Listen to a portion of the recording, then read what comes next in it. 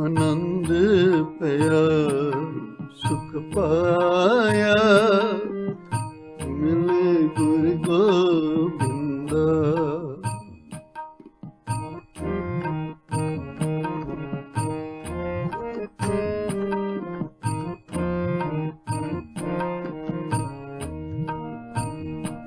ਆਨੰਦ ਪਿਆ ਸੁਖ ਪਾਇਆ, ਮਿਲੇ ਗੁਰ ਗੋਬਿੰਦਾ। ਸਭੇ ਕਾਜ ਸਵਾਰੀਏ,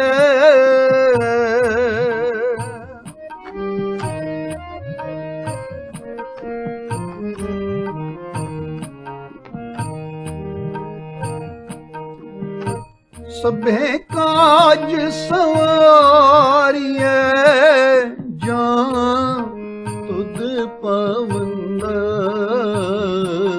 ਆਨੰਦ ਪਿਆ ਸੁਖ ਪਾਇਆ, ਮਿਲੇ ਗੁਰ ਗੋਬਿੰਦਾ। ਆਨੰਦ ਪਿਆ ਸੁਖ ਪਾਇਆ, ਮਿਲੇ ਗੁਰ ਗੋਬਿੰਦਾ। ਸਭੇ ਕਾਜ ਸਵਾਰੀਏ,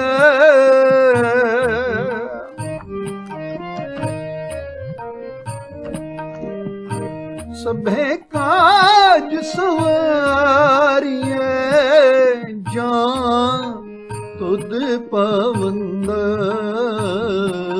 ਆਨੰਦ ਪਿਆ ਸੁਖ ਪਾਇਆ, ਮਿਲੇ ਗੁਰ ਗੋਬਿੰਦਾ।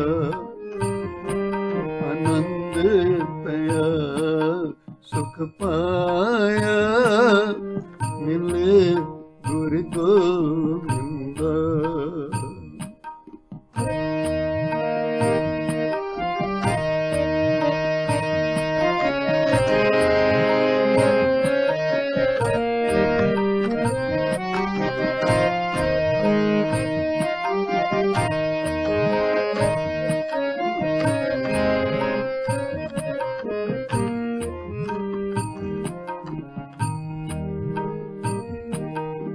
ਜਾਂ ਤੂੰ ਮੇਰੇ ਵੱਲ ਹੈ ਤਾਂ ਕਿਆ ਮੋਹ ਛੰਦਾ। ਜਾਂ ਤੂੰ ਮੇਰੇ ਵੱਲ ਹੈ ਤਾਂ ਕਿਆ ਮੋਹ ਛੰਦਾ। ਤੁਧ ਸਭ ਕਿਛ ਮੈਨੂੰ ਸੌਂਪਿਆ, ਜਾਂ ਤੇਰਾ ਬੰਦਾ। ਤੁਧ ਸਭ ਕਿਛ ਮੈਨੂੰ ਸੌਂਪਿਆ, ਜਾਂ ਤੇਰਾ ਬੰਦਾ। ਜਾਂ ਤੇਰਾ ਬੰਦਾ। ਆਨੰਦ ਪਿਆ ਸੁਖ ਪਾਇਆ, ਮਿਲੇ ਗੁਰ ਗੋਬਿੰਦਾ। ਆਨੰਦ ਪਿਆ ਸੁਖ ਪਾਇਆ, ਮਿਲੇ ਗੁਰ ਗੋਬਿੰਦਾ।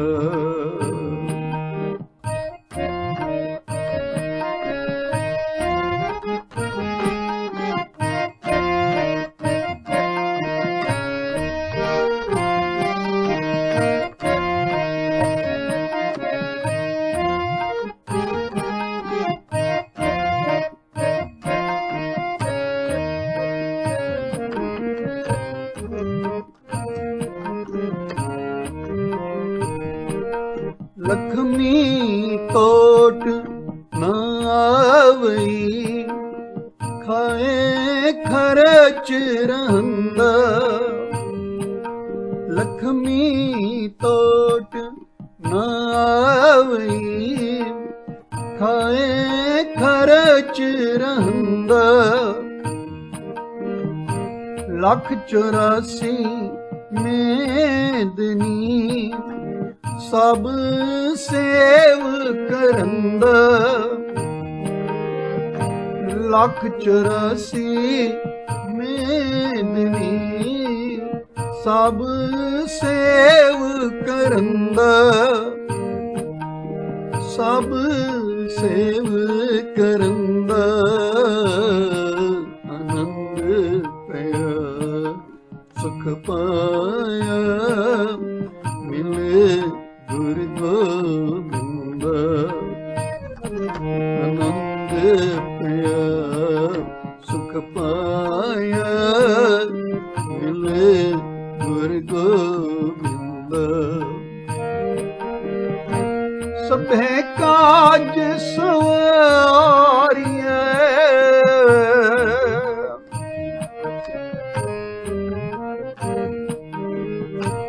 ਸਭੇ ਕਾਜ ਸਵਾਰਿਐ, ਜਾਂ ਤੁਧ ਪਾਵੰਦ,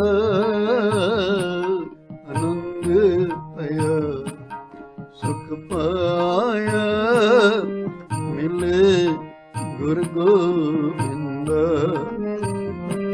ਆਨੰਦ ਪਿਆ ਸੁਖ ਪਾਇਆ, ਮਿਲੇ ਗੁਰ ਗੋਬਿੰਦ।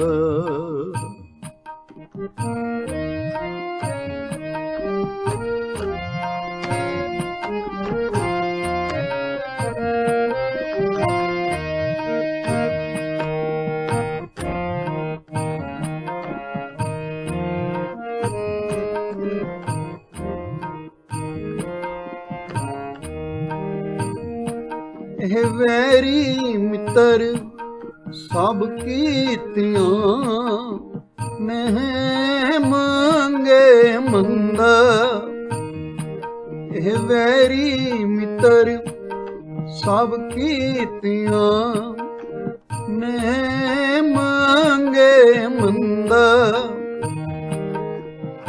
ਲੇਖਾ ਕੋਏ ਨਾ ਪੁੱਛਈ, ਜਾਂ ਹਰਿ ਬਖਸ਼ੰਦਾ, ਲੇਖਾ ਕੋਏ ਨਾ ਪੁੱਛਈ, ਜਾਂ ਹਰਿ ਬਖਸ਼ੰਦਾ, ਜਾਂ ਹਰਿ ਬਖਸ਼ੰਦਾ, ਆਨੰਦ ਪਿਆ ਸੁਖ ਪਾਇਆ, ਮਿਲੇ ਗੁਰ ਗੋਬਿੰਦ, ਆਨੰਦ ਪਿਆ ਸੁਖ ਪਾਇਆ, ਮਿਲੇ ਗੁਰ ਗੋਬਿੰਦ। ਸਭੇ ਕਾਜ ਸਵਾਰਿਐ,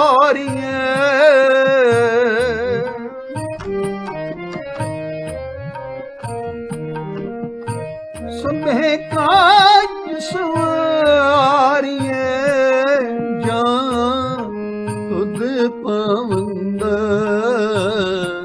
ਆਨੰਦ ਪਿਆ ਸੁਖ ਪਾਇਆ, ਮਿਲੇ ਗੁਰ ਗੋਬਿੰਦ, ਆਨੰਦ ਪਿਆ ਸੁਖ ਪਾਇਆ, ਮਿਲੇ ਗੁਰ ਗੋਬਿੰਦ, ਆਨੰਦ ਪਿਆ ਸੁਖ ਪਾਇਆ, ਮਿਲੇ ਗੁਰ ਗੋਬਿੰਦ, ਆਨੰਦ ਪਿਆ ਸੁਖ ਪਾਇਆ, ਮਿਲੇ ਗੁਰ ਗੋਬਿੰਦ, ਮਿਲੇ ਗੁਰ ਗੋਬਿੰਦ, ਮਿਲੇ ਗੁਰ ਗੋਬਿੰਦ।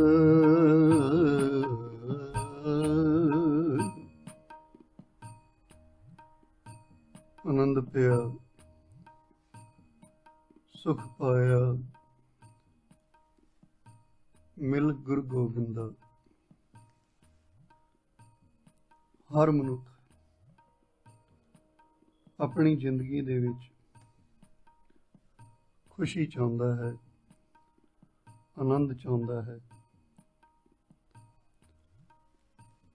ਹਰ ਮਨੁੱਖ ਦੀ ਧਾਰਮਿਕ, ਸਮਾਜਿਕ, ਰਾਜਨੀਤਿਕ ਆਰਥਿਕ ਜਾਂ ਪਰਿਵਾਰਿਕ ਦੌੜ ਜੋ ਹੈ ਉਹ ਸੁੱਖ ਦੀ ਪ੍ਰਾਪਤੀ ਵਾਸਤੇ, ਸਾਰੀ ਜ਼ਿੰਦਗੀ ਦੀ ਦੌੜ ਭੱਜ ਸੁੱਖ ਦੀ ਪ੍ਰਾਪਤੀ ਵਾਸਤੇ ਕਰ ਰਿਹਾ ਹੈ। ਗੁਰੂ ਜੀ ਬਾਣੀ ਦੇ ਵਿੱਚ ਸਾਨੂੰ ਸਮਝਾਉਂਦੇ ਹਨ ਕਿ ਅਸੀਂ ਆਪਣੀ ਜ਼ਿੰਦਗੀ ਦੇ ਵਿੱਚ ਖੁਸ਼ੀਆਂ, ਪ੍ਰਸੰਨਤਾ, ਵਿਗਾਸਤਾ, ਚੜ੍ਹਦੀ ਕਲਾ, ਹੈਪੀਨੈਸ ਕਿਵੇਂ ਪ੍ਰਾਪਤ ਕਰ ਸਕਦੇ ਹਾਂ। How can we achieve the happiness in our life? ਮਨੁੱਖ ਦੇ ਸਾਰੇ ਯਤਨ ਜੋ ਹਨ, ਸਾਰੇ ਐਫਰਟ ਜੋ ਹਨ, ਖੁਸ਼ੀ ਪ੍ਰਾਪਤ ਕਰਨ ਵਾਸਤੇ ਹੀ ਹੋ ਰਹੇ ਹਨ। ਜ਼ਿੰਦਗੀ ਵਿੱਚ ਖੁਸ਼ੀਆਂ ਪ੍ਰਾਪਤ ਕੀਤੀਆਂ ਜਾ ਸਕਣ, ਜੀਵਨ ਆਨੰਦਮਈ ਬਣ ਜਾਏ, ਉਸ ਦੇ ਵਾਸਤੇ ਸਾਰੀ ਦੌੜ ਭੱਜ ਬੰਦਾ ਸਾਰੀ ਜ਼ਿੰਦਗੀ ਕਰਦਾ ਹੈ। ਕੋਈ ਫਾਰਮਿੰਗ ਕਰ ਰਿਹਾ ਹੈ, ਕੋਈ ਬਿਜ਼ਨਸ ਕਰ ਰਿਹਾ ਹੈ, ਕੋਈ ਜੌਬ ਕਰ ਰਿਹਾ ਹੈ, ਕੋਈ ਧਰਮ ਕਰਮ ਕਰ ਰਿਹਾ ਹੈ। ਇਸ ਵਾਸਤੇ ਖੁਸ਼ੀ ਵਾਸਤੇ। ਇਹਨਾਂ ਸਾਰਿਆਂ ਕਰਮਾਂ ਦਾ ਏਮ ਜੋ ਹੈ, ਮਕਸਦ ਜੋ ਹੈ, ਇੱਕੋ ਹੀ ਹੈ ਕਿ ਉਹ grab happiness in our life and fulfill the desires। ਪਰ ਫਿਰ ਵੀ ਅਸੀਂ ਦੇਖਦੇ ਹਾਂ ਕਿ ਸਾਰੇ ਐਫਰਟ ਕਰਨ ਤੋਂ ਬਾਅਦ ਵੀ ਸਾਡੀ ਜ਼ਿੰਦਗੀ ਦੇ ਵਿੱਚ ਖੁਸ਼ੀਆਂ ਨਹੀਂ ਆ ਰਹੀਆਂ। ਆਮ ਜ਼ਿੰਦਗੀ ਦੇ ਵਿੱਚ ਚਿੰਤਾਵਾਂ ਹਨ, ਐਂਜ਼ਾਈਟੀ ਹੈ, ਵਰੀਜ਼ ਹਨ, ਕੋਈ ਨਾ ਕੋਈ ਡਰ ਹੈ, ਫੀਅਰ ਹੈ, ਗ੍ਰੀਫ ਹੈ। ਰੋਜ਼ ਬਣਿਆ ਹੀ ਰਹਿੰਦਾ ਹੈ ਕੋਈ ਨਾ ਕੋਈ ਦੁੱਖ। ਉਸ ਦਾ ਰੀਜ਼ਨ ਕੀ ਹੈ ਕਿ ਅਸੀਂ ਯਤਨ ਤਾਂ ਖੁਸ਼ੀ ਵਾਸਤੇ ਕਰ ਰਹੇ ਹਾਂ, ਪਰ ਜ਼ਿੰਦਗੀ ਵਿੱਚ ਚਿੰਤਾਵਾਂ ਆ ਜਾ ਰਹੀਆਂ ਹਨ। ਉਸ ਦਾ ਰੀਜ਼ਨ ਇੱਕੋ ਹੀ ਹੈ ਕਿ ਜੋ ਅਸੀਂ ਆਪਣੇ ਡੈਸਟੀਨੇਸ਼ਨ ਤੇ ਨਹੀਂ ਪਹੁੰਚ ਪਾ ਰਹੇ, ਆਪਣੇ ਏਮ ਤੇ ਨਹੀਂ ਪਹੁੰਚ ਪਾ ਰਹੇ, ਤਾਂ ਸਾਡੀ ਡਾਇਰੈਕਸ਼ਨ ਗਲਤ ਹੈ। Our efforts are in the wrong direction। ਅਸੀਂ ਜੇ ਬਰਮਿੰਘਮ ਜਾਣਾ ਚਾਹੁੰਦੇ ਹਾਂ, ਪਰ ਮੋਟਰਵੇ ਅਸੀਂ ਜਿਹੜਾ ਹੈ ਉਹ ਲੰਡਨ ਦਾ ਫੜ ਲਿਆ ਹੈ। ਗੱਡੀ ਤੇ ਦੌੜ ਰਹੀ ਹੈ, ਪਰ ਰੋਂਗ ਡਾਇਰੈਕਸ਼ਨ ਵੱਲ ਦੌੜ ਰਹੀ ਹੈ। ਗੁਰੂ ਪਾਤਸ਼ਾਹ ਨੇ ਬਾਣੀ ਵਿੱਚ ਸਾਨੂੰ ਐਸਾ ਹੀ ਵੇ ਆਫ ਲਾਈਫ ਦੱਸਿਆ ਹੈ, ਜੀਵਨ ਜੁਗਤ ਦਾ ਰਸਤਾ ਦੱਸਿਆ ਹੈ, ਜਿਸ ਨੂੰ ਅਡਾਪਟ ਕਰਕੇ, ਜਿਸ ਨੂੰ ਫੋਲੋ ਕਰਕੇ, ਜਿਸ ਨੂੰ ਅਪਣਾ ਕੇ ਅਸੀਂ ਸੰਸਾਰ ਦਾ ਕੋਈ ਵੀ ਮਨੁੱਖ ਆਨੰਦ ਮਾਣ ਸਕਦਾ ਹੈ, ਖੁਸ਼ੀ ਮਾਣ ਸਕਦਾ ਹੈ, ਚੜ੍ਹਦੀ ਕਲਾ ਵਿੱਚ ਜੀਵਨ ਬਤੀਤ ਕਰ ਸਕਦਾ ਹੈ। ਖੁਸ਼ੀ ਉਸ ਸੋਚ ਵਿੱਚੋਂ ਪੈਦਾ ਹੁੰਦੀ ਹੈ ਜਿਸ ਸੋਚ ਦੇ ਅੰਦਰ ਮੇਰ ਤੇਰ ਦੇ ਵਿਤਕਰੇ ਨਹੀਂ ਹੁੰਦੇ, ਡਿਸਕ੍ਰਿਮੀਨੇਸ਼ਨ ਨਹੀਂ ਹੁੰਦਾ, ਜਿੱਥੇ ਮਨੁੱਖ ਦਾ ਹਰ ਫੈਸਲਾ ਗਿਆਨ ਉੱਤੇ ਆਧਾਰਿਤ ਹੁੰਦਾ ਹੈ, ਨੌਲੇਜ ਉੱਤੇ, ਐਜੂਕੇਸ਼ਨ ਉੱਤੇ ਆਧਾਰਿਤ ਹੁੰਦਾ ਹੈ। where every decision based on the wisdom। ਜਿਸ ਸੋਚ ਦੇ ਅੰਦਰ ਹਰ ਇੱਕ ਵਾਸਤੇ ਇੱਕੋ ਜਿਹੀ ਭਾਵਨਾ ਹੋਵੇ, ਜਿਸ ਮੈਂਟੈਲਿਟੀ ਦੇ ਅੰਦਰ ਆਪਣੇ ਪਰਾਏ ਦੇ ਵਿਤਕਰੇ ਨਾ ਹੋਣ, ਜਿੱਥੇ ਬੰਦਾ ਹਰ ਇੱਕ ਦੇ ਅੰਦਰ ਉਸ ਪਰਮਾਤਮਾ ਦੀ ਐਗਜ਼ਿਸਟੈਂਸ ਨੂੰ ਮਹਿਸੂਸ ਕਰੇ, ਉਸ ਪਰਮਾਤਮਾ ਦੇ ਨੂਰ ਨੂੰ ਦੇਖਦਾ ਹੈ, ਐਸੀ ਸੋਚ ਦੇ ਵਿੱਚੋਂ ਆਨੰਦ ਪੈਦਾ ਹੁੰਦਾ ਹੈ, ਖੁਸ਼ੀ ਪੈਦਾ ਹੁੰਦੀ ਹੈ। ਗੁਰੂ ਜੀ ਦਾ ਪਾਵਨ ਬਚਨ ਹੈ, ਗੁਰੂ ਅਮਰਦਾਸ ਮਹਾਰਾਜ ਜੀ ਕਹਿੰਦੇ ਹਨ ਕਿ ਆਨੰਦ ਆਨੰਦ ਸਭ ਕੋ ਕਹੈ, ਕਿ ਆਨੰਦ ਆਨੰਦ ਸਾਰੇ ਹੀ ਕਹਿੰਦੇ ਹਨ ਕਿ ਮੇਰੀ ਜ਼ਿੰਦਗੀ ਵਿੱਚ ਖੁਸ਼ੀ ਹੋਵੇ, ਮੇਰੀ ਜ਼ਿੰਦਗੀ ਵਿੱਚ ਆਨੰਦ ਹੋਵੇ, ਪਰ ਅਸਲ ਵਿੱਚ ਆਨੰਦ ਕੀ ਹੈ, ਖੁਸ਼ੀ ਕੀ ਹੈ, ਉਹ ਪਤਾ ਨਹੀਂ। ਉਹ ਪਤਾ ਕਿਵੇਂ ਚੱਲੇਗਾ, ਜਾਣਿਆ ਕਿਵੇਂ ਜਾਏਗਾ। ਆਨੰਦ ਗੁਰ ਤੇ ਜਾਣਿਆ। ਹਰ ਕੋਈ ਇਹ ਕਹਿੰਦਾ ਹੈ ਕਿ ਮੈਂ ਖੁਸ਼ੀਆਂ ਚਾਹੁੰਦਾ ਹਾਂ, ਮੈਨੂੰ ਖੁਸ਼ੀ ਮਿਲੇ, ਲੇਕਿਨ ਉਹ ਖੁਸ਼ੀ ਮਿਲਦੀ ਨਹੀਂ। ਆਨੰਦ ਗੁਰੂ ਤੇ ਜਾਣਿਆ। ਗੁਰੂ ਪਾਸੋਂ ਸਾਨੂੰ ਇਹ ਸੂਝ ਮਿਲੇਗੀ ਕਿ ਅਸਲ ਵਿੱਚ ਖੁਸ਼ੀ ਕੀ ਹੈ ਤੇ ਖੁਸ਼ੀ ਕਿਵੇਂ ਪ੍ਰਾਪਤ ਕੀਤੀ ਜਾ ਸਕਦੀ ਹੈ। ਉਸ ਹੈਪੀਨੈਸ ਵਾਸਤੇ ਰਿਸੋਰਸਿਸ ਕੀ ਹਨ, ਉਸ ਦੇ ਸਾਧਨ ਸਾਨੂੰ ਕਿਵੇਂ ਮਿਲਣਗੇ ਅਤੇ ਉਹ ਸਾਧਨ, ਉਹ ਰਿਸੋਰਸਿਸ ਜੋ ਹਨ ਅਸੀਂ ਕਿਤਨੇ ਸਮੇਂ ਦੇ ਵਿੱਚ ਪ੍ਰਾਪਤ ਕਰ ਸਕਦੇ ਹਾਂ, ਇਹ ਟਾਈਮ ਅਸੀਂ ਆਪ ਫਿਕਸ ਕਰਨਾ ਹੈ। ਇਸ ਲਈ ਜੇ ਅਸੀਂ ਆਪਣੀ ਜ਼ਿੰਦਗੀ ਦੇ ਵਿੱਚ ਖੁਸ਼ੀ ਚਾਹੁੰਦੇ ਹਾਂ ਤਾਂ ਸਭ ਤੋਂ ਪਹਿਲੀ ਗੱਲ ਇਹ ਹੈ ਕਿ ਅਸੀਂ ਗੁਰੂ ਜੀ ਦੇ ਦੱਸੇ ਹੋਏ ਰਾਹ ਤੇ ਚੱਲੀਏ, ਗੁਰੂ ਜੀ ਦੇ ਚਰਨਾਂ ਦੀ ਸ਼ਰਨ ਵਿੱਚ ਆ ਜਾਈਏ। ਐਜ਼ ਐਨ ਐਗਜ਼ਾਮਪਲ, ਜੇ ਸਾਡੇ ਕੋਲੋਂ ਕੋਈ ਇਹ ਪੁੱਛ ਲਵੇ ਕਿ ਤੁਹਾਡੇ ਅਨੁਸਾਰ ਖੁਸ਼ੀ ਦੀ ਡੈਫੀਨੇਸ਼ਨ ਕੀ ਹੈ, ਤਾਂ ਹਰ ਇੱਕ ਵਾਸਤੇ ਖੁਸ਼ੀ ਅਲੱਗ-ਅਲੱਗ ਹੋ ਸਕਦੀ ਹੈ, ਪਰ ਆਨੰਦ, ਖੁਸ਼ੀ ਜਾਂ ਖੇੜਾ ਉਹ ਫੋਰਐਵਰ ਹੈ, ਹਮੇਸ਼ਾ ਲਈ ਹੁੰਦੀ ਹੈ। ਜਿਸ ਨੂੰ ਆਨੰਦ ਦੀ, ਖੁਸ਼ੀ ਦੀ ਪ੍ਰਾਪਤੀ ਹੋ ਜਾਏ, ਉਹ ਫਿਰ ਹਮੇਸ਼ਾ ਹੀ ਆਨੰਦ ਵਿੱਚ ਹੀ ਰਹਿੰਦਾ ਹੈ, ਉਹ ਜਾਂਦੀ ਨਹੀਂ ਕਦੀ ਜ਼ਿੰਦਗੀ ਦੇ ਵਿੱਚੋਂ। ਮਾਫ ਕਰਨਾ, ਕਈਆਂ ਨੂੰ ਤਾਂ ਇਹ ਵੀ ਨਹੀਂ ਪਤਾ ਕਿ ਖੁਸ਼ੀ ਕਹਿੰਦੇ ਕਿਸ ਨੂੰ ਹਨ, ਖੁਸ਼ੀ ਦੀ ਡੈਫੀਨੇਸ਼ਨ ਕੀ ਹੈ। ਹੁਣ ਜੇ ਇਹ ਹੀ ਨਹੀਂ ਪਤਾ ਕਿ ਖੁਸ਼ੀ ਕਹਿੰਦੇ ਕਿਸ ਨੂੰ ਹਨ ਤਾਂ ਪ੍ਰੋਬਲਮ ਕ੍ਰੀਏਟ ਹੋ ਜਾਏਗੀ ਕਿ ਜੇ ਪਤਾ ਹੀ ਨਹੀਂ ਖੁਸ਼ੀ ਕਹਿੰਦੇ ਕਿਸ ਨੂੰ ਹਨ ਤਾਂ ਕੋਈ ਇਨਸਾਨ ਇਸ ਖੁਸ਼ੀ ਨੂੰ ਕਿਵੇਂ ਮਾਣ ਸਕੇਗਾ, ਕਿਵੇਂ ਇੰਜੋਏ ਕਰ ਸਕੇਗਾ। ਜੇ ਈਜ਼ੀ ਵੇ ਨਾਲ ਅਸੀਂ ਇਸ ਨੂੰ ਸਮਝਣਾ ਚਾਹੀਏ ਕਿ ਖੁਸ਼ੀ, ਹੈਪੀਨੈਸ, ਬਲਿਸ ਕੀ ਹੈ, ਤਾਂ ਅਸੀਂ ਕਹਿ ਸਕਦੇ ਹਾਂ ਕਿ ਸਹਿਜ ਸੁਭਾਵਕ ਵਿਕਾਸ ਦਾ ਨਾਂ ਖੁਸ਼ੀ ਹੈ। ਸਹਿਜ ਸੁਭਾਵਕ ਵਿਕਾਸ ਦਾ ਨਾਮ ਖੁਸ਼ੀ ਹੈ। ਅਸੀਂ ਇਸ ਨੂੰ ਇਸ ਤਰ੍ਹਾਂ ਵੀ ਸਮਝ ਸਕਦੇ ਹਾਂ ਕਿ ਜਿਵੇਂ ਕੋਈ ਬੱਚਾ ਜਨਮ ਲੈਂਦਾ ਹੈ, ਫਿਰ ਕੁਝ ਵੱਡਾ ਹੁੰਦਾ ਹੈ ਤਾਂ ਮਾਤਾ ਪਿਤਾ ਉਸ ਨੂੰ ਪਕੜ ਕੇ ਬਿਠਾਉਣ ਦੀ ਕੋਸ਼ਿਸ਼ ਕਰਦੇ ਹਨ, ਪਰ ਉਸ ਕੋਲੋਂ ਬੈਠਿਆ ਨਹੀਂ ਜਾਂਦਾ। ਫਿਰ ਇੱਕ ਦਿਨ ਜਦੋਂ ਪਹਿਲੀ ਵਾਰ ਬੈਠਦਾ ਹੈ ਤਾਂ ਕਿਤਨਾ ਖੁਸ਼ ਹੁੰਦਾ ਹੈ। ਤੁਸੀਂ ਦੇਖਦੇ ਹੀ ਹੋ ਆਪਣੇ ਘਰਾਂ ਦੇ ਵਿੱਚ, ਉਸ ਨੂੰ ਬੜੀ ਵੱਡੀ ਖੁਸ਼ੀ ਹੁੰਦੀ ਹੈ ਉਸ ਦਿਨ। ਉਹ ਸੋਚਦਾ ਹੈ ਕਿ ਮੈਂ ਬੈਠਣਾ ਸਿੱਖ ਗਿਆ ਹਾਂ। ਫਿਰ ਉਹ ਬਾਰ-ਬਾਰ ਬੈਠ ਕੇ ਦਿਖਾਉਂਦਾ ਹੈ। ਇਹ ਖੁਸ਼ੀ ਸਹਿਜ ਸੁਭਾਵਕ ਵਿਕਾਸ ਦਾ ਨਾਂ ਹੈ। ਉਸਨੇ ਅੱਜ ਬੈਠਣਾ ਸਿੱਖਿਆ ਹੈ। ਫਿਰ ਉਹ ਬੱਚਾ ਖੜੇ ਹੋਣਾ ਸਿੱਖਦਾ ਹੈ, ਬਾਰ-ਬਾਰ ਡਿੱਗਦਾ ਹੈ, ਪਰ ਇੱਕ ਦਿਨ ਉਹ ਕਿਸੇ ਸਹਾਰੇ ਤੋਂ ਬਿਨਾਂ ਜਦੋਂ ਚੱਲਦਾ ਹੈ, ਜਦੋਂ ਦੌੜਦਾ ਹੈ ਤਾਂ ਕਿਤਨੀ ਖੁਸ਼ੀ ਹੁੰਦੀ ਹੈ। ਸਾਰੇ ਪਰਿਵਾਰ ਨੂੰ ਹੀ ਖੁਸ਼ੀ ਹੁੰਦੀ ਹੈ। ਪਹਿਲੇ ਉਹ ਬੈਠ ਕੇ ਦਿਖਾਉਂਦਾ ਸੀ, ਹੁਣ ਤੁਰ ਕੇ ਦਿਖਾਉਂਦਾ ਹੈ, ਦੌੜ ਕੇ ਦਿਖਾਉਂਦਾ ਹੈ। ਫਿਰ ਜੋ ਵੀ ਇੱਕ ਸੈਂਟੈਂਸ ਉਹ ਬੋਲਦਾ ਹੈ ਪਹਿਲੀ ਵਾਰ, ਉਸ ਨੂੰ ਬਾਰ-ਬਾਰ ਬੋਲਦਾ ਹੈ, ਰਿਪੀਟ ਕਰਦਾ ਹੈ। ਫਿਰ ਖੁਸ਼ ਹੁੰਦਾ ਹੈ ਕਿ ਮੈਂ ਕੁਝ ਬੋਲਿਆ ਹਾਂ ਅੱਜ। ਉਸ ਨੂੰ ਇਹ ਖੁਸ਼ੀ ਹੁੰਦੀ ਹੈ ਕਿ ਉਸਨੇ ਸਹਿਜ ਸੁਭਾਵਿਕ ਬੈਠਣਾ ਸਿੱਖ ਲਿਆ ਹੈ, ਖਲੋਣਾ ਸਿੱਖ ਲਿਆ ਹੈ, ਦੌੜਨਾ ਸਿੱਖ ਲਿਆ ਹੈ, ਬੋਲਣਾ ਵੀ ਸਿੱਖ ਲਿਆ ਹੈ। ਇਸ ਵਿੱਚੋਂ ਉਸ ਨੂੰ ਖੁਸ਼ੀ ਮਿਲਦੀ ਹੈ। ਇਹ ਸਹਿਜ ਸੁਭਾਵਿਕ ਵਿਕਾਸ ਦੀ ਖੁਸ਼ੀ ਹੈ, ਡਿਵੈਲਪਮੈਂਟ ਦੀ ਖੁਸ਼ੀ ਹੈ। ਉਹੀ ਬੱਚਾ ਜਦੋਂ ਸਕੂਲ ਵਿੱਚ ਜਾਂਦਾ ਹੈ ਅਤੇ ਉਸ ਸਕੂਲ ਦੇ ਵਿੱਚ ਜਦੋਂ ਰੇਸ ਵਿੱਚ ਸ਼ਾਮਲ ਹੋ ਜਾਂਦਾ ਹੈ, ਦੌੜ ਵਿੱਚ ਸ਼ਾਮਲ ਹੋ ਜਾਂਦਾ ਹੈ, ਇੱਕ ਦਿਨ ਫਸਟ ਪ੍ਰਾਈਜ਼ ਲੈ ਕੇ ਆਉਂਦਾ ਹੈ ਤਾਂ ਇਸ ਨੂੰ ਖੁਸ਼ੀ ਹੁੰਦੀ ਹੈ, ਪਰ ਇਸ ਨੂੰ ਖੁਸ਼ੀ ਨਹੀਂ ਕਹਿ ਸਕਦੇ, ਕਿਉਂਕਿ ਇਹ ਖੁਸ਼ੀ ਕਿਸ ਨੂੰ ਹਰਾ ਕੇ ਮਿਲੀ ਹੈ। ਇਸ ਦੇ ਵਿੱਚ ਕਿਸੇ ਦੀ ਹਾਰ ਛਿਪੀ ਹੈ। ਇਸ ਨੂੰ ਜਿੱਤ ਕਿਹਾ ਜਾ ਸਕਦਾ ਹੈ, ਖੁਸ਼ੀ ਨਹੀਂ ਕਿਹਾ ਜਾ ਸਕਦਾ, ਕਿਉਂਕਿ ਇਹ ਕਿਸੇ ਨੂੰ ਹਰਾ ਕੇ ਮਿਲੀ ਹੈ। ਜਿਸ ਦਿਨ ਕੋਈ ਹੋਰ ਦੂਸਰਾ ਬੱਚਾ ਉਸ ਤੋਂ ਜ਼ਿਆਦਾ ਨੰਬਰ ਲੈ ਲਵੇਗਾ, ਫਿਰ ਇਹ ਖੁਸ਼ੀ ਜਿਹੜੀ ਹੈ ਉਹ ਨਹੀਂ ਰਹੇਗੀ, ਖਤਮ ਹੋ ਜਾਏਗੀ। ਭਾਵ ਕਿ ਇਹ ਕੰਪੀਟੀਸ਼ਨ ਹੋ ਗਿਆ ਹੈ। ਇਹ ਸਹਿਜ ਸੁਭਾਵਕ ਨਹੀਂ ਹੈ। ਇਟਸ ਨਾਟ ਨੈਚੁਰਲੀ,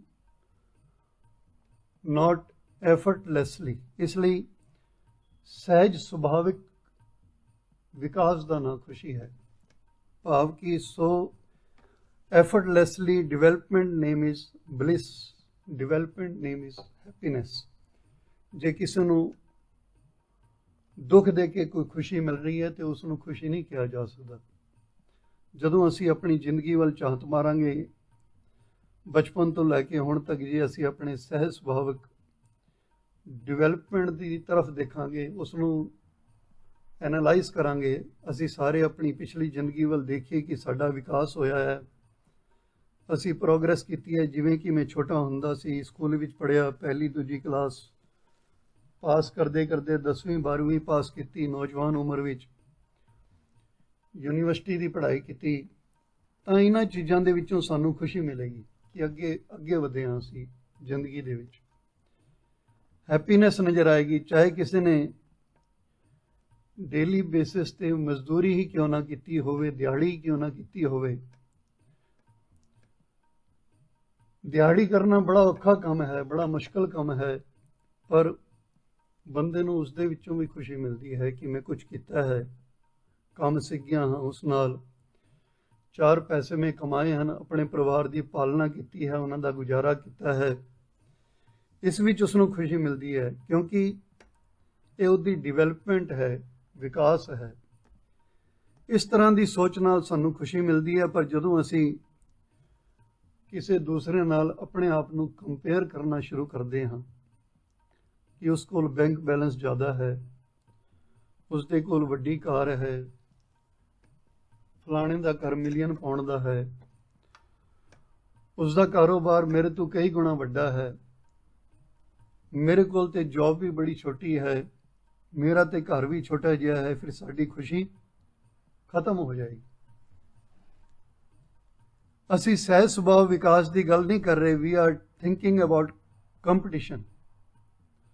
ਇਸ ਲਈ ਗੁਰੂ ਜੀ ਕਹਿੰਦੇ ਹਨ ਕਿ ਆਨੰਦ ਆਨੰਦ ਸਭ ਕੋ ਕਹੈ, ਆਨੰਦ ਗੁਰੂ ਤੇ ਜਾਣੇ। ਹਰ ਬੰਦਾ ਇਹ ਤਾਂ ਕਹਿੰਦਾ ਹੈ ਕਿ ਮੈਨੂੰ ਖੁਸ਼ੀ ਚਾਹੀਦੀ ਹੈ, ਮੈਨੂੰ ਖੁਸ਼ੀ ਚਾਹੀਦੀ ਹੈ, ਪਰ ਵਾਟਸ ਦਾ ਰੀਅਲ ਬਲਿਸ, ਅਸਲ ਖੁਸ਼ੀ ਕੀ ਹੈ, ਅਸਲ ਆਨੰਦ ਕੀ ਹੈ, ਇਹ ਤਾਂ ਗੁਰੂ ਤੋਂ ਹੀ ਜਾਣਿਆ ਜਾ ਸਕਦਾ ਹੈ। ਗੁਰੂ ਜੀ ਦੇ ਦੱਸੇ ਰਾਹ ਤੇ ਚੱਲ ਕੇ ਸਾਨੂੰ ਇਸ ਗੱਲ ਦੀ ਸਮਝ ਆਏਗੀ ਕਿ ਖੁਸ਼ੀ ਕੀ ਹੈ। ਗੁਰੂ ਜੀ ਕਹਿੰਦੇ ਹਨ, ਜਾਣਿਆ ਆਨੰਦ ਸਦਾ ਗੁਰ ਤੇ, ਕਿਰਪਾ ਕਰੇ ਪਿਆਰਿਆ। ਜਦੋਂ ਅਸੀਂ ਗੁਰੂ ਦੀ ਸ਼ਰਨ ਵਿੱਚ ਆ ਜਾਂਦੇ ਹਾਂ, ਗੁਰੂ ਜੀ ਦੀ ਪ੍ਰੋਟੈਕਸ਼ਨ ਦੇ ਵਿੱਚ, ਗੁਰੂ ਜੀ ਦੇ ਸ਼ੈਲਟਰ ਵਿੱਚ ਆ ਜਾਂਦੇ ਹਾਂ, ਤਾਂ ਗੁਰੂ ਜੀ ਕਿਰਪਾ ਕਰਦੇ ਹਨ, ਰਹਿਮਤ ਕਰਦੇ ਹਨ। ਗੁਰੂ ਦੀ ਰਹਿਮਤ ਨਾਲ ਇਹ ਸਮਝ ਆ ਜਾਂਦੀ ਹੈ ਕਿ ਅਸਲ ਵਿੱਚ ਖੁਸ਼ੀ ਕੀ ਹੈ, ਆਨੰਦ ਕੀ ਹੈ।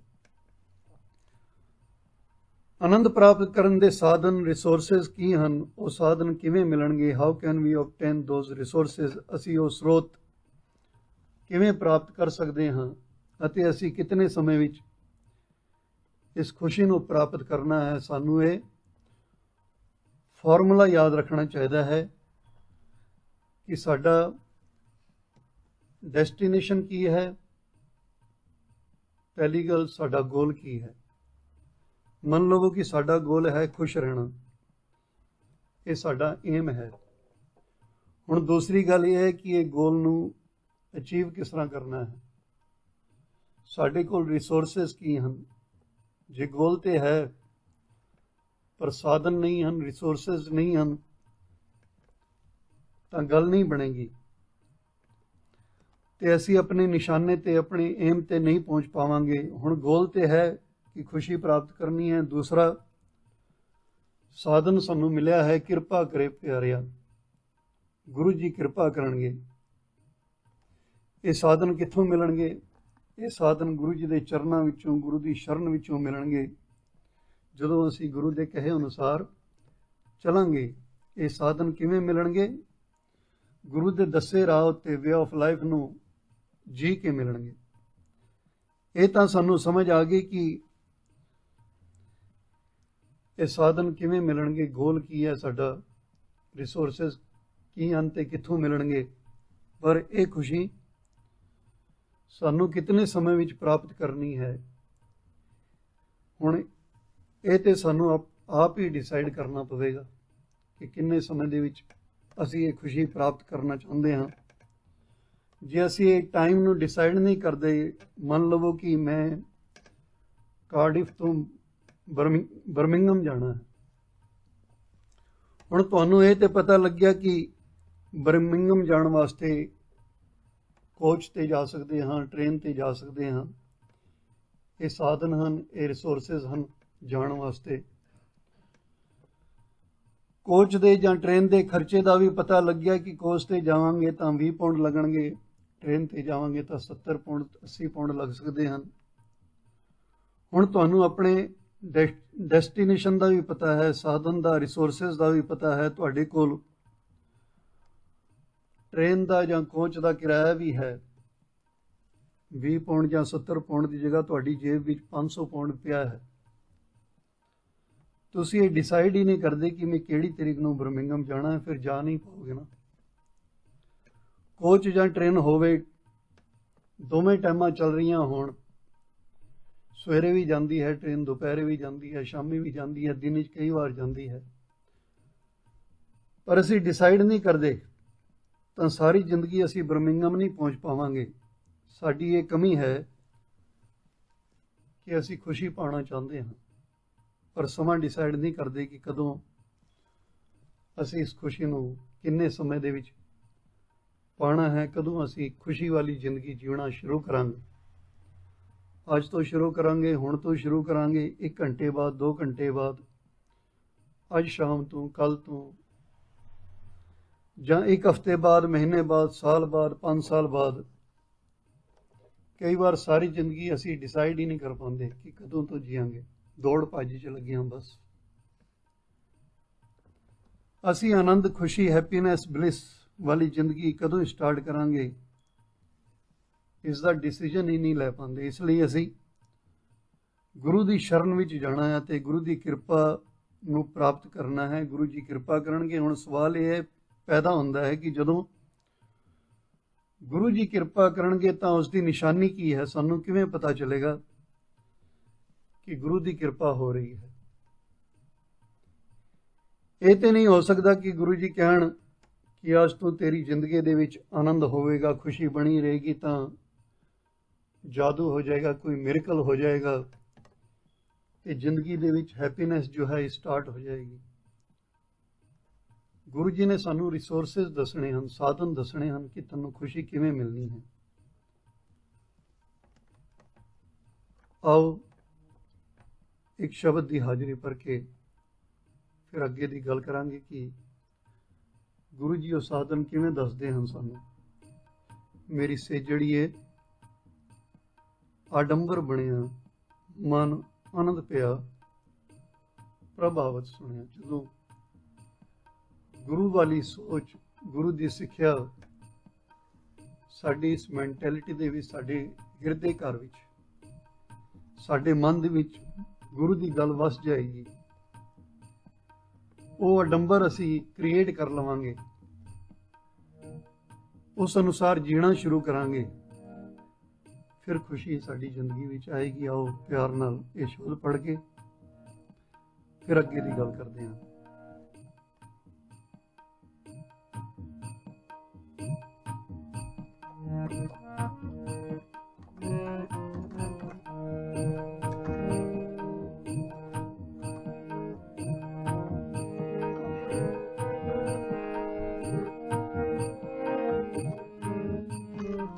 ਮੇਰੀ ਸੇਜੜੀਏ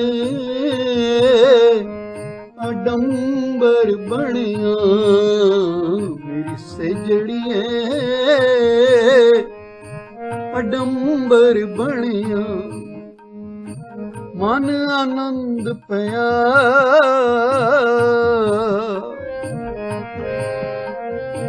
ਮਨ ਆਨੰਦ ਪਿਆ, ਪ੍ਰਭਾਵਤ ਸੁਣਿਆ। ਮੇਰੀ ਸੇਜੜੀਏ ਆਡੰਬਰ ਬਣਿਆ, ਮੇਰੀ ਸੇਜੜੀਏ ਆਡੰਬਰ ਬਣਿਆ।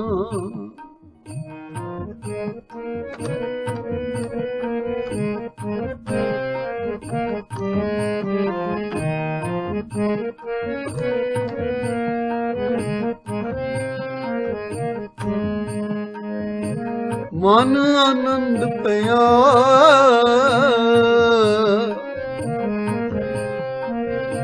ਮਨ ਆਨੰਦ ਪਿਆ, ਪ੍ਰਭ ਆਵਤ ਸੁਣਿਆ ਮੇਰੀ ਸੇਜੜੀਏ, ਅਡੰਬਰ ਬਣਿਆ ਮੇਰੀ ਸੇਜੜੀਏ, ਅਡੰਬਰ ਬਣਿਆ।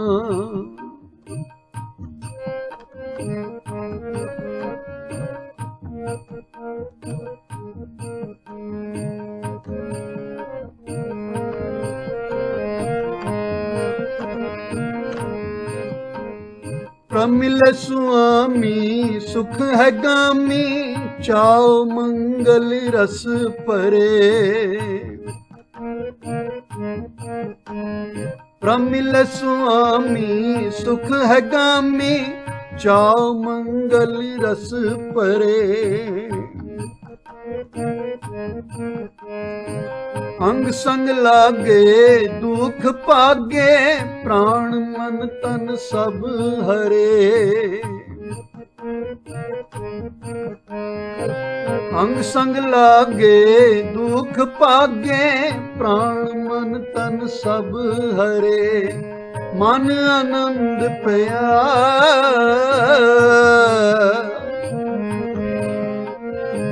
ਮਨ ਆਨੰਦ ਪਿਆ, ਪ੍ਰਭ ਆਵਤ ਸੁਣਿਆ ਮੇਰੀ ਸੇਜੜੀਏ, ਅਡੰਬਰ ਬਣਿਆ ਮੇਰੀ ਸੇਜੜੀਏ, ਅਡੰਬਰ ਬਣਿਆ।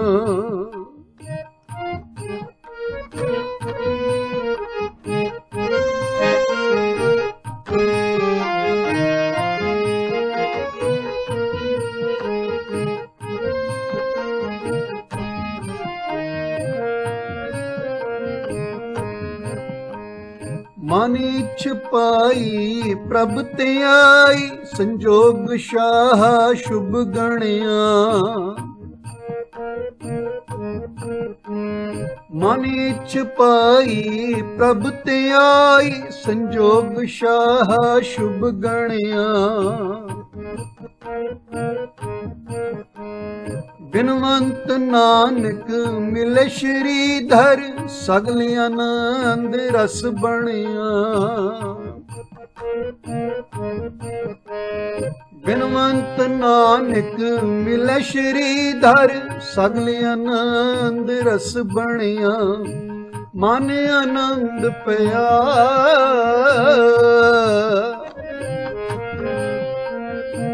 ਮਨ ਆਨੰਦ ਪਿਆ, ਪ੍ਰਭ ਆਵਤ ਸੁਣਿਆ ਮੇਰੀ ਸੇਜੜੀਏ, ਅਡੰਬਰ ਬਣਿਆ ਮੇਰੀ ਸੇਜੜੀਏ,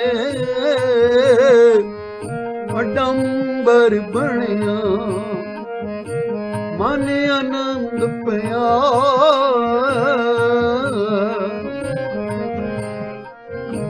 ਮਨ ਆਨੰਦ ਪਿਆ, ਪ੍ਰਭ ਆਵਤ ਸੁਣਿਆ ਮੇਰੀ ਸੇਜੜੀਏ, ਅਡੰਬਰ ਬਣਿਆ ਮੇਰੀ ਸੇਜੜੀਏ, ਅਡੰਬਰ ਬਣਿਆ।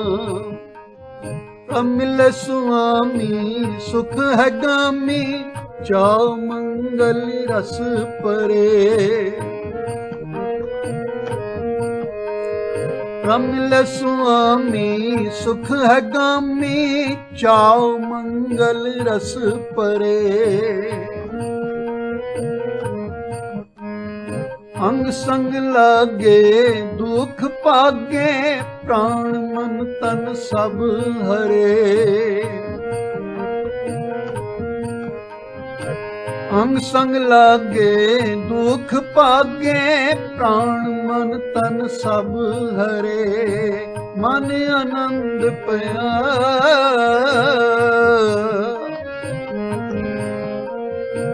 मन आनंद पया प्रभ आवत सुनिया मेरी से जड़िए अडंबर बनिया मेरी से जड़िए अडंबर बनिया मेरी से जड़िए अडंबर बनिया मेरी से जड़िए अडंबर बनिया मेरी से जड़िए अडंबर बनिया।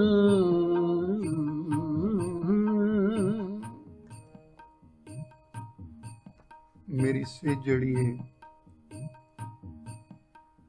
आडंबर बनिया। गुरु जी ने साधन दसने हैं, गुरु जी ने रिसोर्सेस दसने हैं, जिंदगी जीण दा तरीका दसना है, राह दसना है, जिसनों एडॉप्ट असी आप करना है, अपनाउणा असी है। गुरु जी जदों किरपा करनगे तां होवेगा कि कर किरपा किल विख कटे। किरपा करके गुरु जी ने साडी जिंदगी दे विचों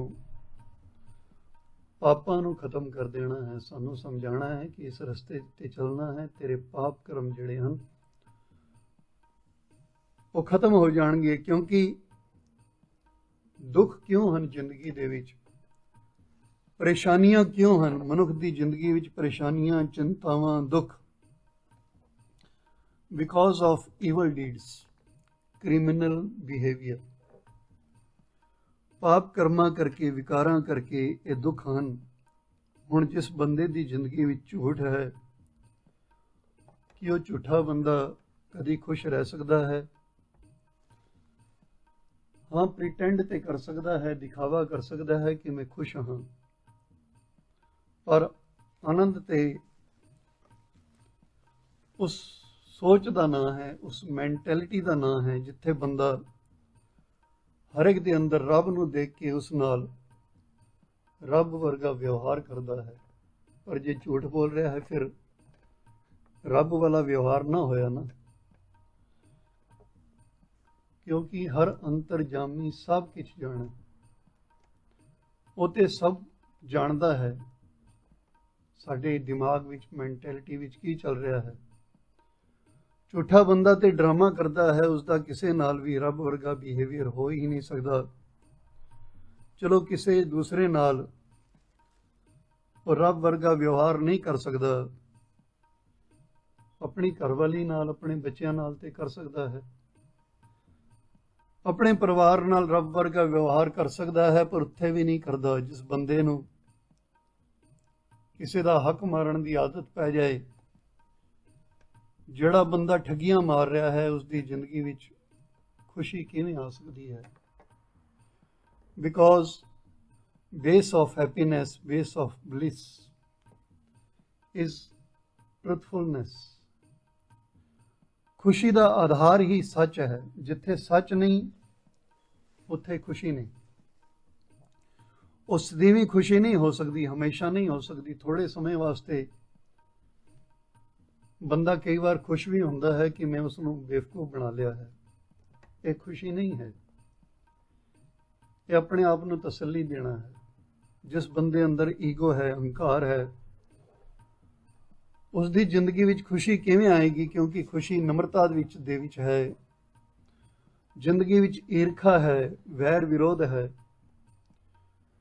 फिर खुशी किवें प्राप्त होएगी जिंदगी दे विच? क्योंकि खुशी है प्रेम भाव दे विच, प्यार दे विच खुशी है। सो पापां करके, विकारां करके ही दुख हन, नैगेटिविटी करके, अपराधां करके ही चिंतावां हन। इसलिए गुरु जी सानू सब तो पहला उपदेश देणगे कि जिंदगी विचों पापां नू खत्म कर। ये पाप विकार माड़े कर्म करके ही तेरी जिंदगी दे विच दुख हन।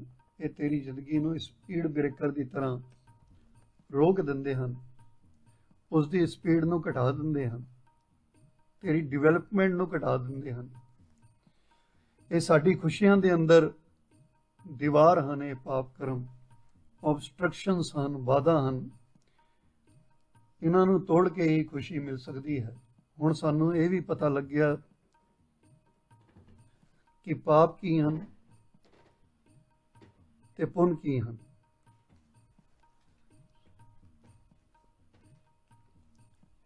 ਕਈਆਂ ਨੂੰ ਇਹ ਵੀ ਨਹੀਂ ਪਤਾ ਕਿ ਪਾਪ ਕੀ ਹਨ ਅਤੇ ਪੁੰਨ ਕੀ ਹਨ। ਅਤੇ ਦੂਸਰੀ ਗੱਲ ਕਿ ਜੇ ਕੋਈ ਬੰਦਾ ਇਹਨਾਂ ਪਾਪਾਂ ਨੂੰ, ਵਿਕਾਰਾਂ ਨੂੰ ਖਤਮ ਕਿਵੇਂ ਕਰੇ, ਇਸ ਦਾ ਵੀ ਨਹੀਂ ਪਤਾ, ਤਾਂ ਗੁਰੂ ਜੀ ਕਹਿੰਦੇ ਹਨ ਉਸ ਦੇ ਵਾਸਤੇ ਕਰਨਾ ਕੀ ਪਵੇਗਾ?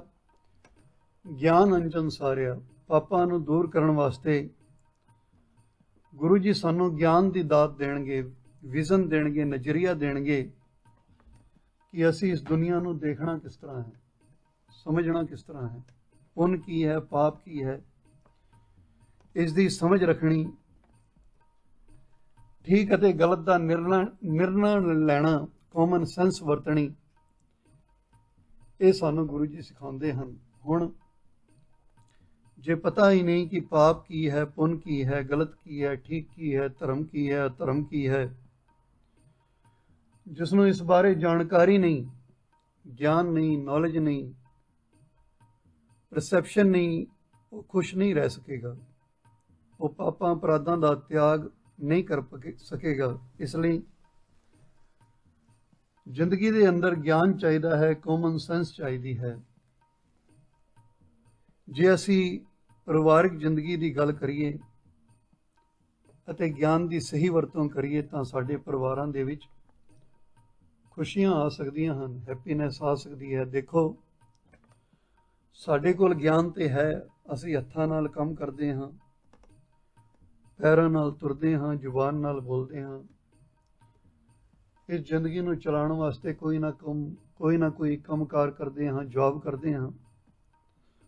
ਹਰ ਬੰਦਾ ਕਰ ਹੀ ਰਿਹਾ ਹੈ। ਇਸ ਦਾ ਮਤਲਬ ਗਿਆਨ ਤੇ ਹੈ, ਪਰ ਗਿਆਨ ਦੀ ਸਹੀ ਵਰਤੋਂ ਨਹੀਂ ਹੈ। ਜੇ ਪਤਾ ਲੱਗ ਜਾਏ ਕਿ ਮੇਰੀ ਜ਼ੁਬਾਨ ਕਰਕੇ ਘਰ ਵਿੱਚ ਪੁਆੜੇ ਪੈਂਦੇ ਹਨ, ਪਰਿਵਾਰ ਵਿੱਚ ਪੁਆੜੇ ਪੈਂਦੇ ਹਨ, ਝਗੜੇ ਵੱਧਦੇ ਹਨ, ਪਰਿਵਾਰ ਦਾ ਮਾਹੌਲ ਖਰਾਬ ਹੁੰਦਾ ਹੈ, ਮੇਰੀ ਗਲਤ ਬਿਆਨੀ ਕਰਕੇ ਘਰ ਵਿੱਚ ਕਲੇਸ਼ ਪੈਦਾ ਹੁੰਦਾ ਹੈ, ਤਾਂ ਇਹ ਬੰਦਾ ਜ਼ੁਬਾਨ ਦੀ ਵਰਤੋਂ ਸਹੀ ਕਰੇਗਾ ਨਾ। ਫਿਰ ਗੁਰੂ ਜੀ ਨੇ ਸਾਨੂੰ ਜ਼ੁਬਾਨ ਦੀ ਵਰਤੋਂ ਕਰਨੀ ਸਿਖਾਣੀ ਹੈ। ਗੁਰੂ ਜੀ ਨੇ ਕਿਹਾ ਸੀ ਨਾ, ਅਸੀਂ ਪਿੱਛੇ ਇੱਕ ਸਬਜੈਕਟ ਕੀਤਾ ਸੀ, ਬੋਲਣਾ ਕਿਆ ਕਹੀਏ। ਬਾਬਾ ਬੋਲੀਏ ਪਤ ਹੋਏ, ਉੱਤਮ ਸੇ ਦਰ ਉੱਤਮ ਕਹੀਏ, ਨੀਚ ਕਰਮ ਬਹਿ ਰੋਏ, ਜਿਤ ਬੋਲੀਏ ਪਤ ਪਾਈਏ। ਜਿਨ੍ਹਾਂ ਬੋਲਾਂ ਦੇ ਨਾਲ ਇੱਜ਼ਤ ਮਿਲਦੀ ਹੈ, ਸੋ ਬੋਲਿਆ ਪ੍ਰਵਾਨ। ਫਿੱਕਾ ਬੋਲ ਵਿਗੁਚਣਾ, ਫਿੱਕਾ ਬੋਲ, ਭੈੜਾ ਬੋਲ, ਉਹ ਕਿਸੇ ਕੰਮ ਦਾ ਨਹੀਂ ਹੁੰਦਾ। ਉਹ ਮੂਰਖ ਲੋਕ ਬੋਲਦੇ ਹਨ, ਸੁਣ ਮੂਰਖ ਮਨ ਆ ਜਾਣ। ਜੇ ਸਾਨੂੰ ਸਮਝ ਆ ਜਾਏ ਕਿ ਇਹਨਾਂ ਕੰਨਾਂ ਦੇ ਨਾਲ ਜੋ ਕੁਝ ਮੈਂ ਸੁਣ ਰਿਹਾ ਹਾਂ,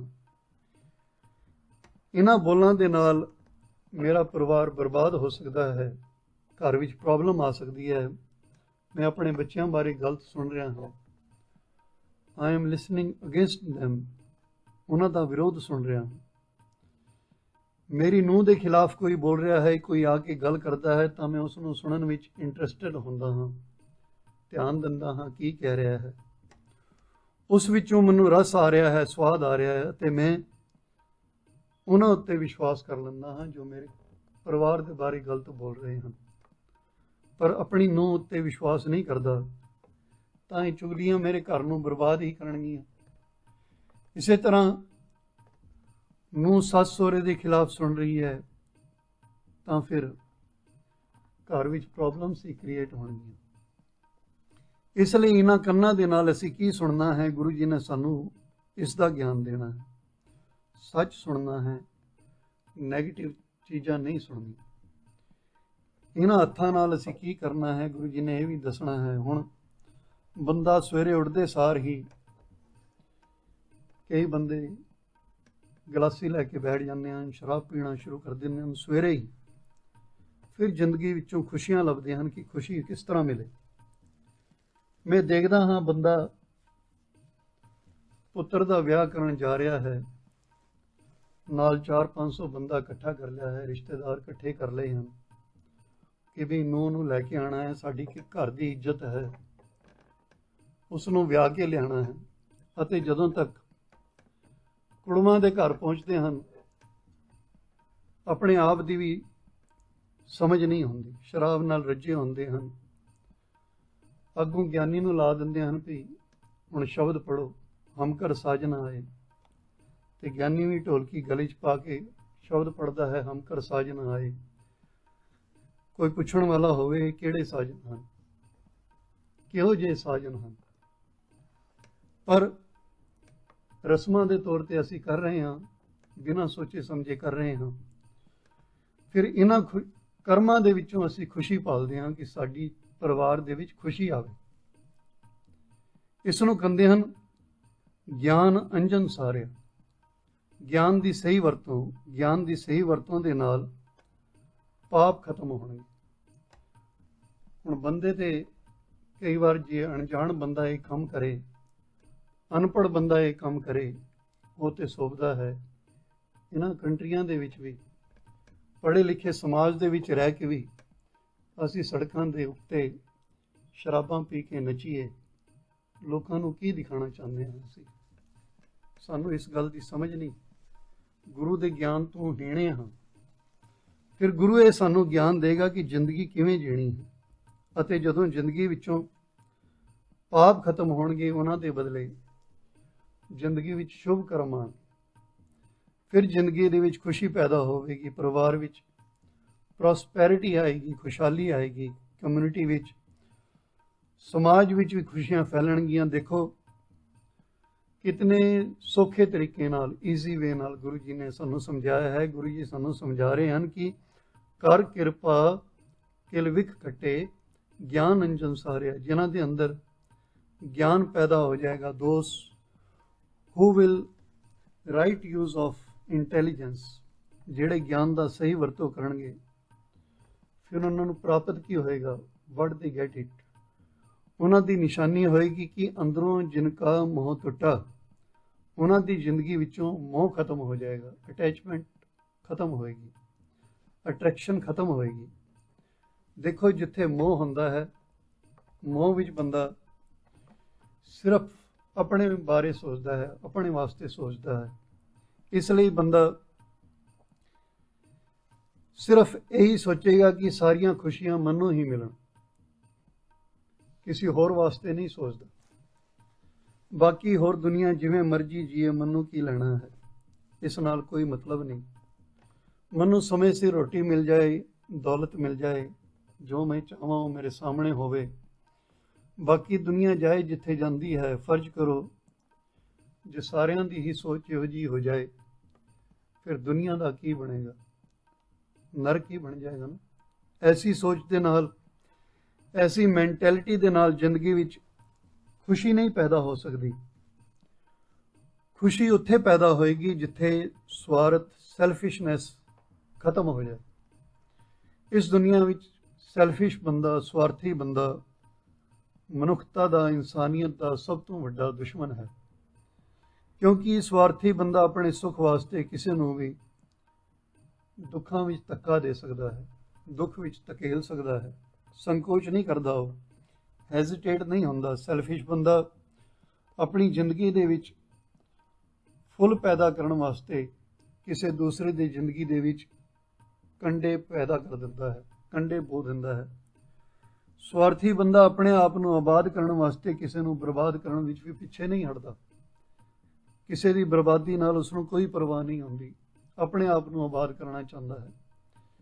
ਜੇ ਹਰ ਬੰਦੇ ਦੀ ਸੋਚ ਐਸੀ ਬਣ ਜਾਏ ਤਾਂ ਦੁਨੀਆ ਦਾ ਹਾਲ ਕੀ ਹੋਏਗਾ? ਜੇ ਕਿਸੇ ਪਰਿਵਾਰ ਵਿੱਚ ਸਾਰੇ ਹੀ ਸੈਲਫਿਸ਼ ਹੋ ਜਾਣ, ਫਿਰ ਉਸ ਪਰਿਵਾਰ ਦਾ ਕੀ ਬਣੇਗਾ? ਉਸ ਵਿੱਚ ਖੁਸ਼ੀਆਂ ਆਉਣਗੀਆਂ? ਕਦੀ ਨਹੀਂ ਆ ਸਕਦੀਆਂ। ਇਸ ਲਈ ਸਭ ਤੋਂ ਪਹਿਲਾਂ ਗੁਰੂ ਜੀ ਸਾਡੀ ਜ਼ਿੰਦਗੀ ਵਿੱਚ ਗਿਆਨ ਦੀ ਦਾਤ ਬਖਸ਼ ਕੇ ਪਾਪਾਂ ਨੂੰ ਕੱਟਣਗੇ। ਜਦੋਂ ਸਾਨੂੰ ਇਹ ਗਿਆਨ ਹੋਵੇਗਾ ਕਿ ਕਿਧਰੇ ਮੇਰੇ ਅੰਦਰ ਵੀ ਸੈਲਫਿਸ਼ਨੈਸ ਤੇ ਨਹੀਂ ਹੈ, ਮੇਰੇ ਅੰਦਰ ਕੋਈ ਮੋਹ ਤੇ ਨਹੀਂ ਹੈ, ਜਦੋਂ ਜ਼ਿੰਦਗੀ ਵਿੱਚੋਂ ਸੈਲਫਿਸ਼ਨੈਸ ਖਤਮ ਹੋਵੇਗੀ, ਫਿਰ ਮੈਂ ਕਿਸੇ ਦੂਸਰੇ ਬਾਰੇ ਵੀ ਸੋਚਾਂਗਾ ਕਿ ਕਿਸੇ ਦੂਸਰੇ ਨੂੰ ਵੀ ਖੁਸ਼ੀ ਮਿਲੇ, ਸਿਰਫ ਮੈਨੂੰ ਨਾ ਮਿਲੇ।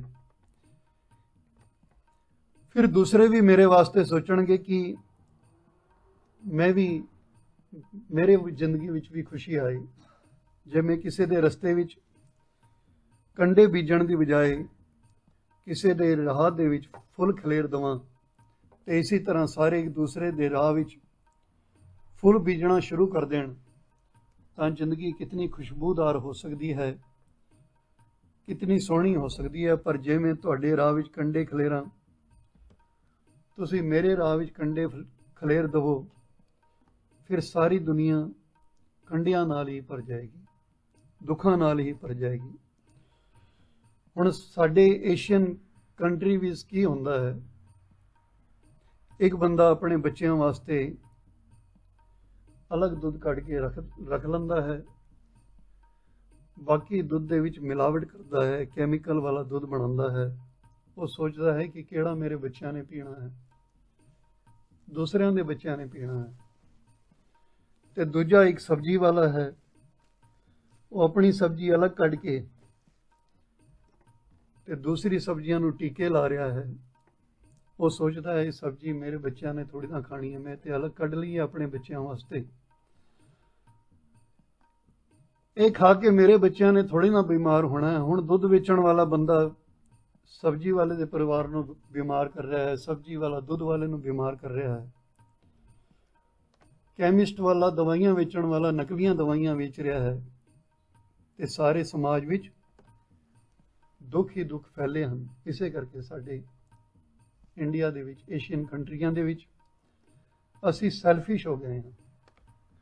ਕੱਲ ਦੀ ਹੀ ਨਿਊਜ਼ ਤੁਸੀਂ ਸੁਣੀ ਹੋਣੀ ਕਿ ਨਕਲੀ ਸ਼ਰਾਬ ਦੇ ਕਰਕੇ ਹੀ ਪੰਜਾਬ ਦੇ ਵਿੱਚ 50-60 ਬੰਦਿਆਂ ਦੀ ਮੌਤ ਹੋ ਗਈ ਹੈ। ਸ਼ਰਾਬ ਵੀ ਨਕਲੀ, ਉਹ ਵੀ ਅਸਲੀ ਨਹੀਂ। ਇੱਥੇ ਤੱਕ ਅਸੀਂ ਗਿਰ ਗਏ ਹਾਂ।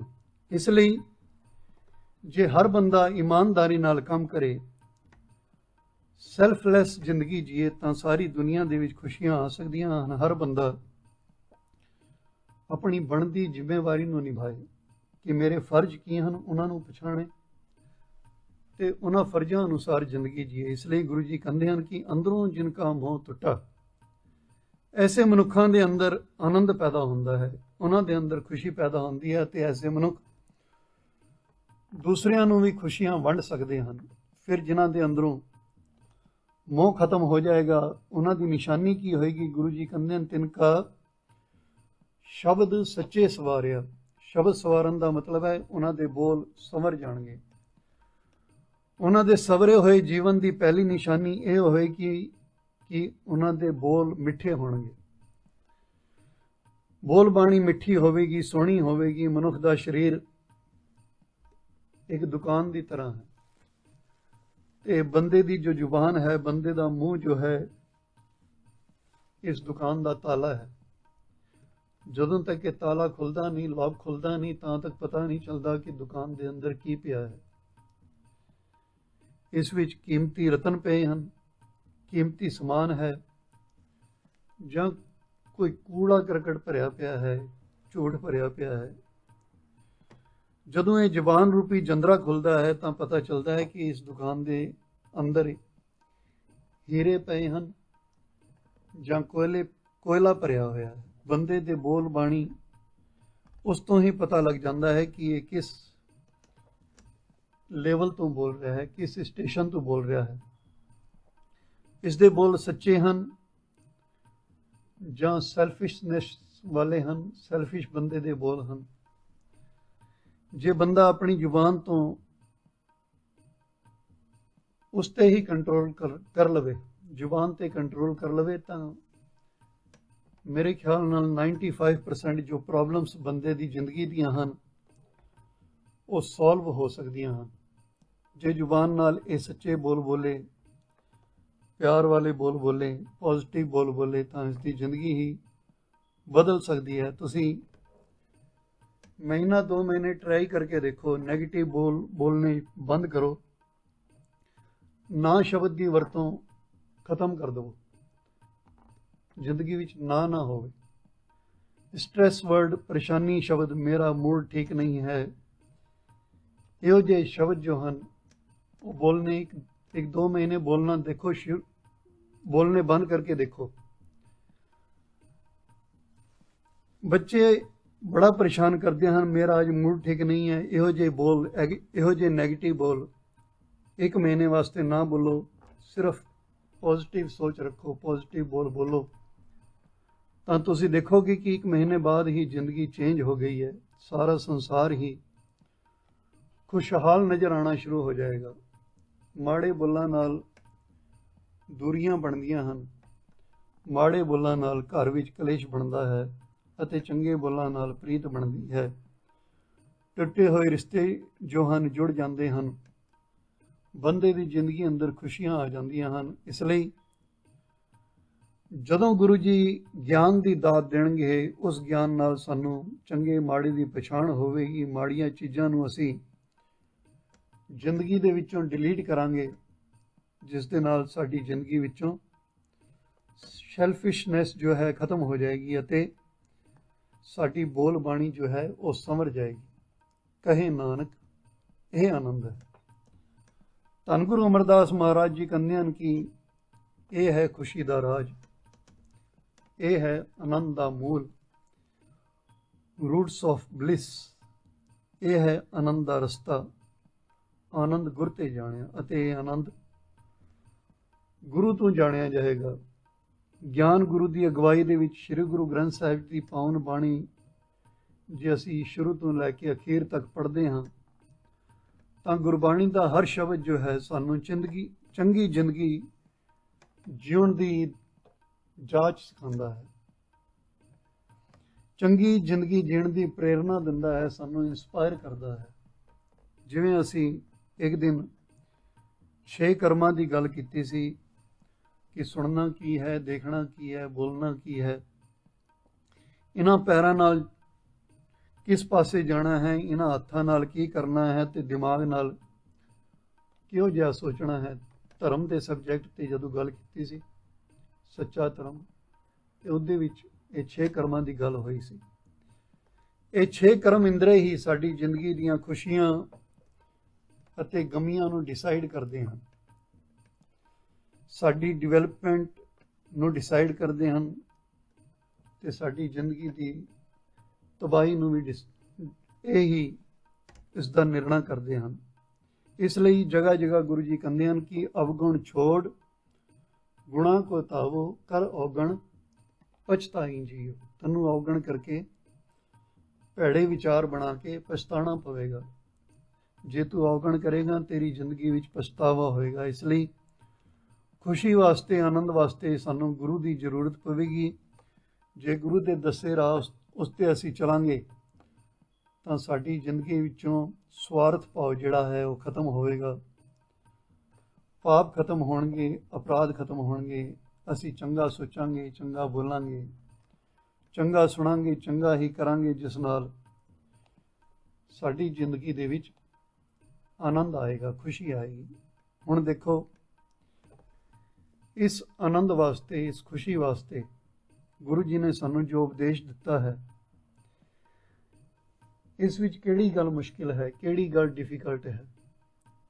ਨਾ ਤੇ ਇੱਥੇ ਤੁਹਾਨੂੰ ਕਿਹਾ ਗਿਆ ਹੈ ਕਿ ਸਵੇਰੇ ਉੱਠ ਕੇ 2 ਘੰਟੇ ਸਮਾਧੀਆਂ ਲਾਓ, ਨਾ ਇੱਥੇ ਤੁਹਾਨੂੰ ਕਿਹਾ ਗਿਆ ਹੈ ਕਿ ਯੋਗਾ ਕਰਕੇ ਪੁੱਠੇ ਸਿੱਧੇ ਆਸਨ ਕਰੋ, ਨਾ ਤੁਹਾਨੂੰ ਇਹ ਕਿਹਾ ਗਿਆ ਹੈ ਕਿ ਕੋਈ ਖਾਸ ਪਹਿਰਾਵਾ ਪਾਓ ਤੁਸੀਂ,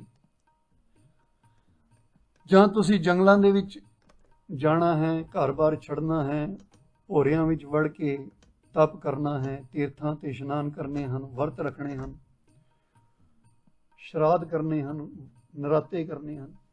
ਕੁਝ ਵੀ ਨਹੀਂ ਕਿਹਾ, ਕੋਈ ਜਪ ਤਪ, ਕੋਈ ਸੰਜਮ ਨਹੀਂ ਕਰਨਾ। ਇੱਥੇ ਤਾਂ ਕੁਝ ਵੀ ਨਹੀਂ ਕਿਹਾ ਜਾ ਰਿਹਾ। ਬਿਲਕੁਲ ਈਜ਼ੀ ਐਂਡ ਸਿੰਪਲ ਰਸਤਾ ਦੱਸਿਆ ਹੈ ਕਿ ਜ਼ਿੰਦਗੀ ਜਿਉਂਦਿਆਂ ਆਪਣੀ ਸੋਚ ਨੂੰ ਬਦਲਣਾ ਹੈ। Only need to change state of mind. ਫਿਰ ਅਸੀਂ ਜ਼ਿੰਦਗੀ ਵਿੱਚ ਖੁਸ਼ੀਆਂ, ਆਨੰਦ, ਖੇੜਾ, ਪ੍ਰਸੰਨਤਾ, ਪ੍ਰਭੂ ਦਾ ਮਿਲਾਪ ਇਸੇ ਜ਼ਿੰਦਗੀ ਨੂੰ ਜੀਂਦਿਆਂ ਹੀ ਪ੍ਰਾਪਤ ਕਰ ਸਕਦੇ ਹਾਂ। ਅਤੇ ਇਹ ਸਾਰਾ ਖਜ਼ਾਨਾ ਜੋ ਹੈ ਹਰ ਇਨਸਾਨ ਦੇ ਅੰਦਰ ਭਰਿਆ ਹੋਇਆ ਹੈ। ਅਵਗੁਣ ਵੀ ਅੰਦਰ ਹਨ, ਗੁਣ ਵੀ ਅੰਦਰ ਹਨ। ਅਸੀਂ ਗੁਣਾਂ ਨੂੰ ਯੂਜ਼ ਨਹੀਂ ਕਰਦੇ, ਅਵਗੁਣਾਂ ਨੂੰ ਯੂਜ਼ ਕਰਦੇ ਹਾਂ ਡੇਲੀ ਰੂਟੀਨ ਦੇ ਵਿੱਚ। ਜਿਸ ਦਿਨ ਸਾਨੂੰ ਗੁਣਾਂ ਨੂੰ ਯੂਜ਼ ਕਰਨਾ ਆ ਗਿਆ, ਜ਼ਿੰਦਗੀ ਦੇ ਵਿੱਚ ਖੁਸ਼ੀ ਆ ਜਾਏਗੀ। ਰੱਬ ਦੀ ਕਿਰਪਾ ਹੋਈ ਪਈ ਹੈ, ਚਾਰੇ ਪਾਸੇ ਉਸ ਦੀ ਕਿਰਪਾ ਹੈ। ਸਿਰਫ ਉਸ ਕਿਰਪਾ ਨੂੰ ਅਸੀਂ ਵਰਤਣਾ ਹੈ, ਯੂਜ਼ ਕਰਨਾ ਹੈ। ਆਪਣੇ ਸਰੀਰ ਦੇ ਗਿਆਨ ਇੰਦਰੀਆਂ ਦੀ ਸਹੀ ਵਰਤੋਂ ਕਰਨੀ ਹੈ, ਜਿਸ ਨਾਲ ਅਸੀਂ ਆਪਣੀ ਜ਼ਿੰਦਗੀ ਦੇ ਵਿੱਚ ਖੁਸ਼ੀਆਂ ਪ੍ਰਾਪਤ ਕਰ ਸਕਦੇ ਹਾਂ। ਤੇ ਇੱਕ ਗੱਲ ਹੋਰ ਕਹਿ ਕੇ ਸਮਾਪਤੀ ਹੈ। ਕੱਲ ਹਿੰਦੂ ਵੀਰਾਂ ਦਾ ਰੱਖੜੀ ਦਾ ਤਿਉਹਾਰ ਹੈ। ਗੁਰਮਤ ਅਨੁਸਾਰ ਇਸ ਦਾ ਸਿੱਖੀ ਨਾਲ ਕੋਈ ਸੰਬੰਧ ਨਹੀਂ, ਕੋਈ ਰਿਲੇਸ਼ਨ ਨਹੀਂ। ਗੁਰਮਤ ਵਿੱਚ ਕੋਈ ਕਨਸੈਪਟ ਨਹੀਂ ਹੈ। ਅਸੀਂ ਗੁਰੂ ਜੀ ਦਾ ਬਚਨ ਪੜ੍ਹਦੇ ਹਾਂ ਕਿ ਉਠਤ ਸੁਖੀਆ ਬੈਠਤ ਸੁਖੀਆ ਭਉ ਨਹੀਂ ਲਾਗੇ, ਜਾਂ ਐਸੇ ਬੁਝੀਆ ਰਾਖਾ ਏਕ ਹਮਾਰਾ ਸੋਨੀ। ਸਾਡਾ ਰਾਖਾ ਇੱਕੋ ਹੀ ਹੈ, ਇੱਕ ਪਰਮਾਤਮਾ ਹੈ, ਸਗਲ ਘਟਾਕਾ ਅੰਤਰਜਾਮੀ, ਸਾਰੀ ਦੁਨੀਆ ਦਾ ਰਾਖਾ ਹੈ। ਸਾਡੀ ਰੱਖਿਆ ਸਿਰਫ ਤੇ ਸਿਰਫ ਅਕਾਲ ਪੁਰਖ ਵਾਹਿਗੁਰੂ ਹੀ ਕਰ ਸਕਦੇ ਹਨ, ਜਿਨ੍ਹਾਂ ਦੀ ਕਿਰਪਾ ਦੇ ਨਾਲ ਕੰਧੇ ਸੋਏ ਅਚਿੰਤਾ ਜਾਗ ਅਚਿੰਤਾ, ਜਹਾਂ ਕਹਾਂ ਪ੍ਰਭ ਤੂੰ ਵਰਤੰਤਾ। ਘਰ ਸੁਖ ਵਸਿਆ ਬਾਹਰ ਸੁਖ ਪਾਇਆ, ਕਹੋ ਨਾਨਕ ਗੁਰ ਮੰਤਰ ਦ੍ਰਿੜਾਇਆ। ਇਹ ਮੰਤਰ, ਇਹ ਕਨਸੈਪਟ ਅਸੀਂ ਸਾਰਿਆਂ ਨੇ ਆਪਣੇ ਦਿਮਾਗ ਦੇ ਵਿੱਚ ਬਿਠਾਉਣਾ ਹੈ ਕਿ ਗੁਰਮਤ ਦਾ ਇਹ ਕਨਸੈਪਟ ਹੈ। ਵੈਸੇ ਵੀ ਬੱਚੇ ਦੇ ਵਿਆਹ ਤੋਂ ਪਹਿਲੇ ਉਸ ਦੀ ਰੱਖਿਆ ਦੀ ਜ਼ਿੰਮੇਵਾਰੀ ਜੋ ਹੈ ਪਿਤਾ ਦੀ ਹੁੰਦੀ ਹੈ, ਅਤੇ ਵਿਆਹ ਤੋਂ ਬਾਅਦ ਪਤੀ ਦੀ ਹੁੰਦੀ ਹੈ। ਸਿੱਖ ਦੇ ਹੱਥ ਵਿੱਚ ਧਾਗੇ ਤਵੀਤ ਇਹ ਰੱਖੜੀਆਂ ਸ਼ੋਭਾ ਨਹੀਂ ਦਿੰਦੇ, ਚੰਗੀਆਂ ਨਹੀਂ ਲੱਗਦੀਆਂ। ਇਹ ਤੇ ਬ੍ਰਾਹਮਣ ਦੀ ਗੁਲਾਮੀ ਦੀ ਨਿਸ਼ਾਨੀ ਹੈ। ਜਦੋਂ ਸਿੱਖ ਦੇ ਹੱਥ ਵਿੱਚ ਕੜਾ ਜਾਂ ਸ਼ਸਤਰ ਸਜਿਆ ਹੋਵੇ, ਉਹ ਸੋਹਣਾ ਲੱਗਦਾ ਹੈ। ਉਸ ਸ਼ਸਤਰ ਨਾਲ ਉਹ ਆਪਣੇ ਪਰਿਵਾਰ ਦੀ ਰਾਖੀ ਕਰ ਸਕਦਾ ਹੈ, ਕਿਸੇ ਹੋਰ ਦੀ ਵੀ ਰਾਖੀ ਕਰ ਸਕਦਾ ਹੈ। ਜਿਸ ਪਿਤਾ ਦਸ਼ਮੇਸ਼ ਨੇ ਆਪਣੇ ਚਾਰੇ ਪੁੱਤਰਾਂ ਨੂੰ ਵਾਰ ਕੇ ਆਪਣੇ ਪਿਤਾ ਨੂੰ ਵਾਰਿਆ ਹੈ, ਸਰਬੰਸ ਵਾਰਿਆ ਹੈ, ਸਾਨੂੰ ਉਸ ਦੇ ਲਾਇਕ ਪੁੱਤਰ ਕਹਿਲਾਉਣ ਦਾ ਹੱਕਦਾਰ ਹੋਣਾ ਚਾਹੀਦਾ ਹੈ। ਸਾਨੂੰ ਚਾਹੀਦਾ ਹੈ ਕਿ ਉਸ ਦੇ ਹੱਕਦਾਰ ਬਣੀਏ, ਕਿ ਅਸੀਂ ਉਸ ਪਿਤਾ ਦੇ ਪੁੱਤਰ ਹਾਂ। ਜੇ ਕਿਸੇ ਭੈਣ ਨੂੰ ਰੱਖੜੀ ਮਨਾਉਣ ਦਾ ਜ਼ਿਆਦਾ ਹੀ ਸ਼ੌਕ ਹੈ ਤਾਂ ਆਪਣੇ ਭਰਾ ਨੂੰ ਪਿਤਾ ਦਸ਼ਮੇਸ਼ ਦੀ ਦਾਤ ਕੜਾ ਜਾਂ ਕਿਰਪਾਨ ਹੋ ਗਿਫਟ ਕਰ ਸਕਦੀ ਹੈ, ਭੇਟ ਕਰ ਸਕਦੀ ਹੈ। ਬਹਾਦਰ ਕੌਮ ਦੀ ਫੀਲਿੰਗਸ ਸ਼ਸਤਰਾਂ ਨਾਲ ਹੁੰਦੀ ਹੈ। ਸ਼ਸਤਰਾਂ ਨਾਲ ਇਹ ਤਿਉਹਾਰ ਮਨਾਏ ਜਾ ਸਕਦੇ ਹਨ। ਗੁਲਾਮੀ ਵਾਲੀ ਫੀਲਿੰਗ ਦੇਣ ਵਾਲੇ ਧਾਗਿਆਂ ਤੋਂ ਬਚੋ। ਤੁਹਾਡੇ ਇਹਨਾਂ ਕੰਮਾਂ ਦੇ ਨਾਲ ਹੱਥਾਂ ਪੈਰਾਂ ਵਿੱਚ ਜੋ ਧਾਗੇ ਬੰਨੇ ਹੁੰਦੇ ਹਨ, ਉਹਨਾਂ ਨੂੰ ਦੇਖ ਕੇ ਬ੍ਰਾਹਮਣ ਤੇ ਹੱਸਦਾ ਹੋਣਾ ਕਿ ਇਹ ਸਿੱਖ ਕੰਧੇ ਤੇ ਹਨ ਕਿ ਰਾਜ ਕਰੇਗਾ ਖਾਲਸਾ, ਪਰ ਇਹਨਾਂ ਦੀ ਅਕਲ ਦੇ ਉੱਤੇ, ਇਹਨਾਂ ਦੇ ਸਰੀਰ ਦੇ ਉੱਤੇ ਮੇਰਾ ਹੀ ਰਾਜ ਹੈ, ਖਾਲਸੇ ਦਾ ਰਾਜ ਨਹੀਂ। ਉਹ ਦੇਖ ਲੈਂਦਾ ਹੈ ਕਿ ਧਾਗੇ ਬੰਦੇ ਹਨ ਤੇ ਇਸਦਾ ਮਤਲਬ ਮੇਰਾ ਹੀ ਗੁਲਾਮ ਹੈ। ਸਾਨੂੰ ਗੁਲਾਮੀ ਦਸ਼ਮੇਸ਼ ਪਿਤਾ ਦੀ ਚਾਹੀਦੀ ਹੈ। ਉਹਨਾਂ ਦੇ ਕਹੇ ਅਨੁਸਾਰ ਜ਼ਿੰਦਗੀ ਜੀਣੀ ਹੈ। ਕਿਸੇ ਹੋਰ ਦੀ ਜ਼ਿੰਦਗੀ ਅਸੀਂ ਨਹੀਂ ਜੀਣੀ। ਅਸੀਂ ਰੱਖੜੀ ਨਹੀਂ ਮਨਾਉਣੀ। ਸੰਗਰਾਂਦ, ਮੱਸਿਆ ਏਕਮ, ਦਸਵੀਂ ਵਗੈਰਾ ਜਿਹੜੇ ਬ੍ਰਾਹਮਣੀ ਤਿਉਹਾਰ ਹਨ, ਇਹਨਾਂ ਨੂੰ ਅਸੀਂ ਹਰ ਮਹੀਨੇ ਮਨਾਉਂਦੇ ਹਾਂ। ਫਿਰ ਸਵੇਰੇ ਮਨਾਉਂਦੇ ਹਾਂ, ਸ਼ਾਮੀ ਫਿਰ ਰੁੱਸ ਜਾਂਦੇ ਹਾਂ। ਅਗਲੇ ਮਹੀਨੇ ਫਿਰ ਮਨਾਉਣਾ ਸ਼ੁਰੂ ਕਰ ਦਿੰਦੇ ਹਾਂ, ਅਗਲੇ ਸਾਲ ਫਿਰ ਮਨਾਉਂਦੇ ਹਾਂ। ਪਰ ਇਹਨਾਂ ਬ੍ਰਾਹਮਣੀ ਤਿਉਹਾਰ ਮਨਾਉਣ ਦੀ ਜਗ੍ਹਾ ਜੇ ਅਸੀਂ ਆਪਣੇ ਗੁਰੂ ਨੂੰ ਮਨਾਉਣਾ ਸ਼ੁਰੂ ਕਰੀਏ, ਆਨੰਦ ਕਰੋ ਪ੍ਰਭ ਕੇ ਗੁਣ ਗਾਓ, ਖੁਸ਼ੀਆਂ ਆ ਸਕਦੀਆਂ ਹਨ ਜ਼ਿੰਦਗੀ ਦੇ ਵਿੱਚ। ਕਦੋਂ? ਸਤਿਗੁਰ ਆਪਣਾ ਸਦ ਸਦਾ ਮਨਾਓ। ਇਹਨਾਂ ਤਿਉਹਾਰਾਂ ਨੂੰ ਮਨਾਉਣ ਦੀ ਜਗ੍ਹਾ ਆਪਣੇ ਗੁਰੂ ਨੂੰ ਮਨਾਓ। ਜਿਹੜਾ ਸਾਡਾ ਰਾਖਾ ਹੈ ਉਹ ਸਾਨੂੰ ਯਾਦ ਨਹੀਂ ਆਉਂਦਾ। ਅਸੀਂ ਪੜ੍ਹਦੇ ਹਾਂ ਨਾ, ਸੰਗ ਸਹਾਈ ਸੋ ਆਵੇ ਨਾ ਚੀਤ, ਜੋ ਬੈਰਾਈ ਤਾਂ ਸਿਉ ਪ੍ਰੀਤ। ਜੋ ਦੁਸ਼ਮਣ ਹੈ, ਜੋ ਸਾਡੇ ਵੈਰੀ ਹਨ, ਉਹ ਸਾਨੂੰ ਚੰਗੇ ਲੱਗਦੇ ਹਨ। ਜਿਹੜਾ ਸਾਡਾ ਰਾਖਾ ਹੈ ਗੁਰੂ, ਉਹ ਸਾਨੂੰ ਚੰਗਾ ਨਹੀਂ ਲੱਗਦਾ, ਉਹਦੀ ਗੱਲਾਂ ਸਾਨੂੰ ਚੰਗੀਆਂ ਨਹੀਂ ਲੱਗਦੀਆਂ। ਸਾਨੂੰ ਉਹ ਯਾਦ ਨਹੀਂ ਆਉਂਦਾ ਜਿਹੜਾ ਜੈ ਮਾਤ ਪਿਤਾ ਸੁਤ ਮੀਤ ਨਾ ਭਾਈ, ਮਨ ਊਹਾਂ ਨਾਮ ਤੇਰਾ ਸੰਗ ਸਹਾਈ। ਜਿੱਥੇ ਕੋਈ ਵੀ ਰਾਖਾ ਨਹੀਂ ਬਣਦਾ, ਜਿੱਥੇ ਸਾਰੇ ਸਾਥ ਛੱਡ ਜਾਂਦੇ ਹਨ, ਉੱਥੇ ਉਸ ਪਰਮੇਸ਼ਰ ਦਾ ਨਾਮ, ਗੁਰੂ ਦੀ ਸਿੱਖਿਆ ਉਹ ਸਹਾਈ ਹੁੰਦੀ ਹੈ। ਇਸ ਲਈ ਅਸੀਂ ਜੇ ਪੜ੍ਹਦੇ ਹਾਂ ਕਿ ਗੁਰੂ ਗੁਰੂ ਗੁਰ ਕਰਮਨ ਮੋਰ, ਗੁਰੂ ਬਿਨਾ ਮੈਂ ਨਾਹੀ ਹੋਰ,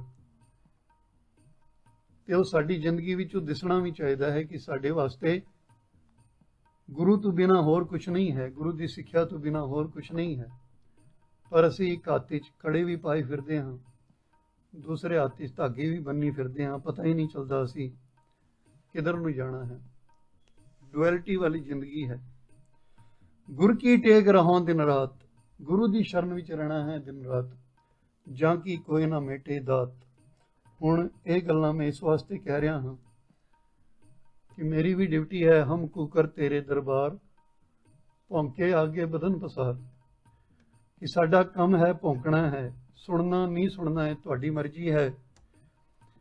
ਜਿਨ੍ਹਾਂ ਨੇ ਸੁਣਿਆ ਹੈ ਗੁਰੂ ਨੂੰ, ਉਹ ਗੁਰੂ ਦੇ ਨਜ਼ਦੀਕ ਹੋ ਗਏ, ਤੇ ਜਿਨ੍ਹਾਂ ਨੇ ਇਗਨੋਰ ਕੀਤਾ ਹੈ ਉਹ ਗੁਰੂ ਤੋਂ ਦੂਰ ਹੋ ਗਏ। ਜਿਸ ਤਰ੍ਹਾਂ ਅਸੀਂ ਪੜ੍ਹਦੇ ਹਾਂ ਨਾ, ਪੌਣ ਗੁਰੂ ਪਾਣੀ ਪਿਤਾ ਮਾਤਾ ਧਰਤ ਮਾਤ ਦੇ ਸਰਾਧ ਦਾਈ ਦਾਇਆ, ਖੇਲੇ ਸਗਲ ਜਗ ਚੰਗੀਆਂ ਬੁਰੀਆਈਆਂ, ਵਾਚੈ ਧਰਮ ਅੰਦੂਰ, ਕਰਮੀ ਆਪੋ ਆਪਣੀ ਕੇ ਨੇੜੇ ਕੇ ਦੂਰ। ਆਪਣੇ ਕਰਮਾਂ ਕਰਕੇ ਸਾਡੇ ਕਰਮ ਦੱਸਦੇ ਹਨ ਕਿ ਅਸੀਂ ਗੁਰੂ ਦੇ ਕਿੰਨੇ ਨੇੜੇ ਹਾਂ, ਸਾਡੇ ਕਰਮ ਦੱਸਦੇ ਹਨ ਕਿ ਅਸੀਂ ਗੁਰੂ ਤੋਂ ਕਿਤਨੇ ਦੂਰ ਹਾਂ। ਅਸੀਂ ਕੋਈ ਬ੍ਰਾਹਮਣੀ ਤਿਉਹਾਰ ਨਹੀਂ ਛੱਡਦੇ, ਇੱਥੇ ਤੱਕ ਕਿ ਕ੍ਰਿਸਮਸ ਵੀ ਅਸੀਂ ਮਨਾਉਂਦੇ ਹਾਂ। ਫਿਰ ਅਸੀਂ ਕਹਿੰਦੇ ਹਾਂ ਕਿ ਅਸੀਂ ਸਾਰਿਆਂ ਨੂੰ ਸਾਰੇ ਹੀ ਮਨਾਉਂਦੇ ਹਾਂ। ਅਸੀਂ ਕਿਸੇ ਵਿੱਚ ਡਿਸਕ੍ਰਿਮੀਨੇਸ਼ਨ ਨਹੀਂ ਕਰਦੇ, ਸਾਰਿਆਂ ਨੂੰ ਮਨਾਉਂਦੇ ਹਾਂ। ਫਿਰ ਈਦ ਕਿਉਂ ਨਹੀਂ ਮਨਾਉਂਦੇ ਤੁਸੀਂ? ਜੇ ਸਾਰੇ ਹੀ ਮਨਾਉਂਦੇ ਹੋ ਤੇ ਉੱਥੇ ਕਿਉਂ ਨਫ਼ਰਤ ਆ ਜਾਂਦੀ ਹੈ? ਅੰਦਰ ਨਫ਼ਰਤ ਭਰੀ ਹੈ ਸਾਡੇ। ਅਸੀਂ ਕਹਿਣ ਨੂੰ ਬਾਹਰੋਂ ਸਾਡਾ ਦਿਖਾਵਾ ਜਿਹੜਾ ਹੈ, ਪਹਿਰਾਵਾ ਸਿੱਖ ਦਾ ਹੈ, ਪਰ ਸੋਚ ਜਿਹੜੀ ਮੈਂਟੈਲਿਟੀ ਹੈ ਉਹ ਬ੍ਰਾਹਮਣ ਵਾਲੀ ਹੈ। ਉੱਥੇ ਕੋਈ ਹੋਰ ਬੈਠਾ ਹੈ, ਕੋਈ ਹੋਰ ਰਾਜ ਕਰ ਰਿਹਾ ਹੈ। ਕਹਿ ਅਸੀਂ ਰਹੇ ਹਾਂ ਕਿ ਰਾਜ ਕਰੇਗਾ ਖਾਲਸਾ, ਪਰ ਰਾਜ ਇੱਥੇ ਬ੍ਰਾਹਮਣ ਦਾ ਹੋ ਰਿਹਾ ਹੈ। ਤੇ ਗੁਰੂ ਕਿਰਪਾ ਕਰਨ ਸਾਨੂੰ ਇਸ ਗੱਲ ਦੀ ਸਮਝ ਆ ਜਾਏ। ਫਿਰ ਗੁਰੂ ਜੀ ਕਿਰਪਾ ਕਰਨ ਕਿ ਸਗਲ ਇੱਛ ਮੇਰੀ ਪੁੰਨਿਆ, ਮਿਲਿਆ ਨਿਰੰਜਨ ਰਾਏ ਜੀ। ਸਾਰੀਆਂ ਇੱਛਾਵਾਂ ਪੂਰੀਆਂ ਹੋ ਸਕਦੀਆਂ ਹਨ, ਉਸ ਪਰਮਾਤਮਾ ਦੇ ਗੁਰੂ ਦੇ ਨੇੜੇ ਹੋ ਸਕਦੇ ਹਾਂ। ਇਹ ਸ਼ਬਦ ਪੜ੍ਹ ਕੇ ਸਮਾਪਤੀ ਕਰਾਂਗੇ। ਅਨੰਦ ਪਿਆ ਵਡਭਾਗਿਓ, ਗ੍ਰਹਿ ਪ੍ਰਗਟੇ ਪ੍ਰਭਾਈ ਜੀਓ। ਜਦੋਂ ਗੁਰੂ ਦੀ ਸੋਚ ਇਸ ਗ੍ਰਹਿ ਦੇ ਵਿੱਚ, ਇਸ ਦਿਮਾਗ ਦੇ ਵਿੱਚ, ਇਸ ਮੈਂਟੈਲਿਟੀ ਦੇ ਵਿੱਚ ਆ ਜਾਏਗੀ, ਫਿਰ ਆਨੰਦ ਹੋ ਜਾਏਗਾ ਜ਼ਿੰਦਗੀ ਦੇ ਵਿੱਚ। ਆਓ ਪਿਆਰ ਨਾਲ ਇਹ ਸ਼ਬਦ ਪੜ੍ਹਦੇ ਹਾਂ, ਉਪਰੰਤ ਸਮਾਪਤੀ।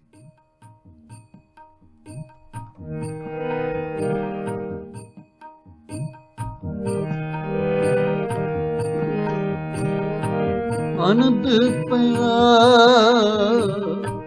ਵਡਭਾਗੀ ਹੋ, ਆਨੰਦ ਪਿਆ ਵਡਭਾਗੀ ਹੋ।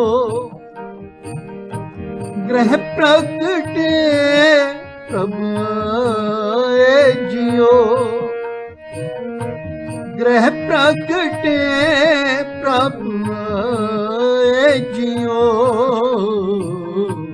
ਆਨੰਦ ਪਿਆ, ਆਨੰਦ ਪਿਆ, ਆਨੰਦ ਪਿਆ, ਆਨੰਦ ਪਿਆ, ਆਨੰਦ ਪਿਆ ਵਡਭਾਗੀ ਹੋ। ਆਨੰਦ ਪਿਆ ਵਡਭਾਗੀ ਹੋ। ਗ੍ਰਹਿ ਪ੍ਰਗਟੇ ਪ੍ਰਭੂ ਜੀਓ, ਗ੍ਰਹਿ ਪ੍ਰਗਟੇ ਪ੍ਰਭੂ ਜੀਓ। ਆਨੰਦ ਪਿਆ,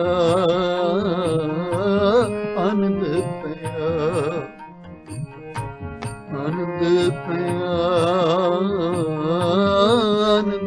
ਪਿਆ।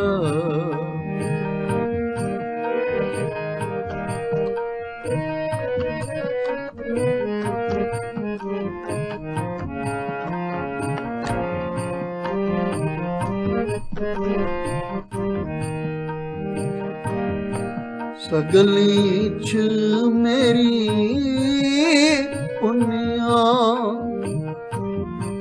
ਸਗਲੀ ਚ ਮੇਰੀ ਪੁੰਨਿਆ, ਮਿਲਿਆ ਨਿਰੰਜਨ ਰਾਏ ਜਿਉ, ਮਿਲਿਆ ਨਿਰੰਜਨ ਰਾਏ ਜਿਉ। ਆਨੰਦ ਪਿਆ, ਆਨੰਦ ਪਿਆ, ਆਨੰਦ ਪਿਆ, ਆਨੰਦ ਪਿਆ,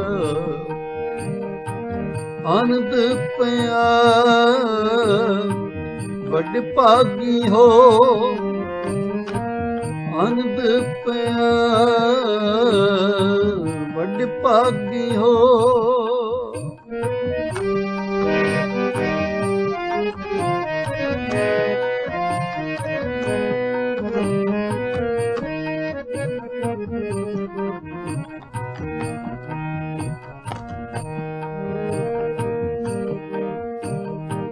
ਗ੍ਰਹਿ ਲਾਲ ਆਏ ਪੁਰਬ ਕਮਾਏ, ਗ੍ਰਹਿ ਲਾਲ ਆਏ ਪੁਰਬ ਕਮਾਏ।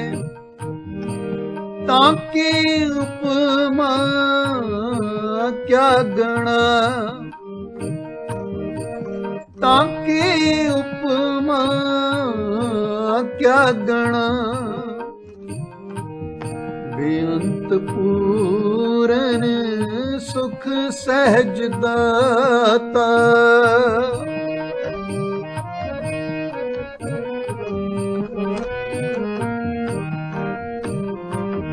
ਬੇਅੰਤ ਪੂਰਨ ਸੁਖ ਸਹਿਜ ਦਾਤਾ। ਕਵਨ ਰਸਨਾ ਗੁਣਪਣਾ, ਕਵਨ ਰਸਨਾ ਗੁਣਪਣਾ। ਆਨੰਦ ਪਿਆ, ਆਨੰਦ ਪਿਆ, ਆਨੰਦ ਪਿਆ, ਆਨੰਦ ਪਿਆ, ਆਨੰਦ ਪਿਆ। ਵੱਡ ਭਾਗੀ ਹੋ ਆਨੰਦ ਪਿਆ, ਵੱਡ ਭਾਗੀ ਹੋ। ਗ੍ਰਹਿ ਪ੍ਰਗਟੇ ਪ੍ਰਭ ਆਏ ਜਿਉ, ਗ੍ਰਹਿ ਪ੍ਰਗਟੇ ਪ੍ਰਭ ਆਏ ਜਿਉ। ਆਨੰਦ ਪਿਆ, ਆਨੰਦ ਪਿਆ, ਆਨੰਦ ਪਿਆ, ਆਨੰਦ ਪਿਆ।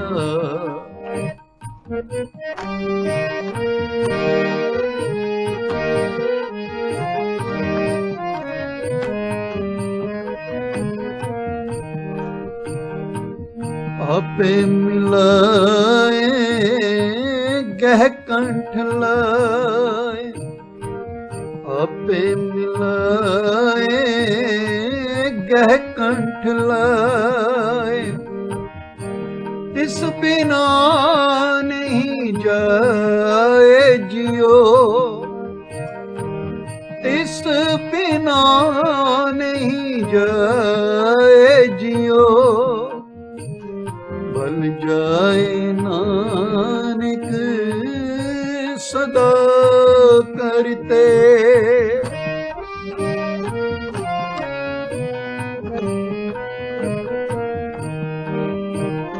ਬਲ ਜਾਏ ਨਾਨਕ ਸਦਾ ਕਰਤੇ। ਸਭ ਮੇਰੇ ਹਾ ਸਮਾਏ ਜਿਉ, सब मेरे समाए जियो आनंद पया आनंद पया आनंद पया आनंद पया आनंद पया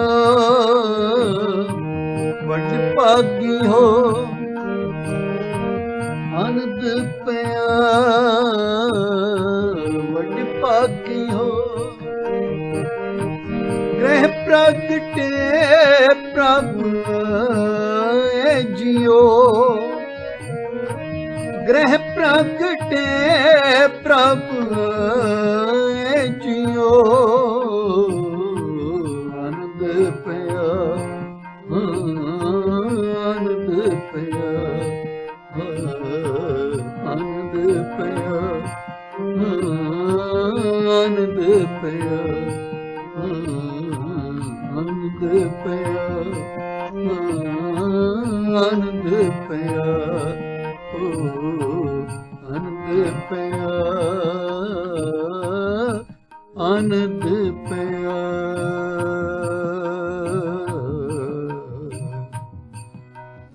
वाहिगुरू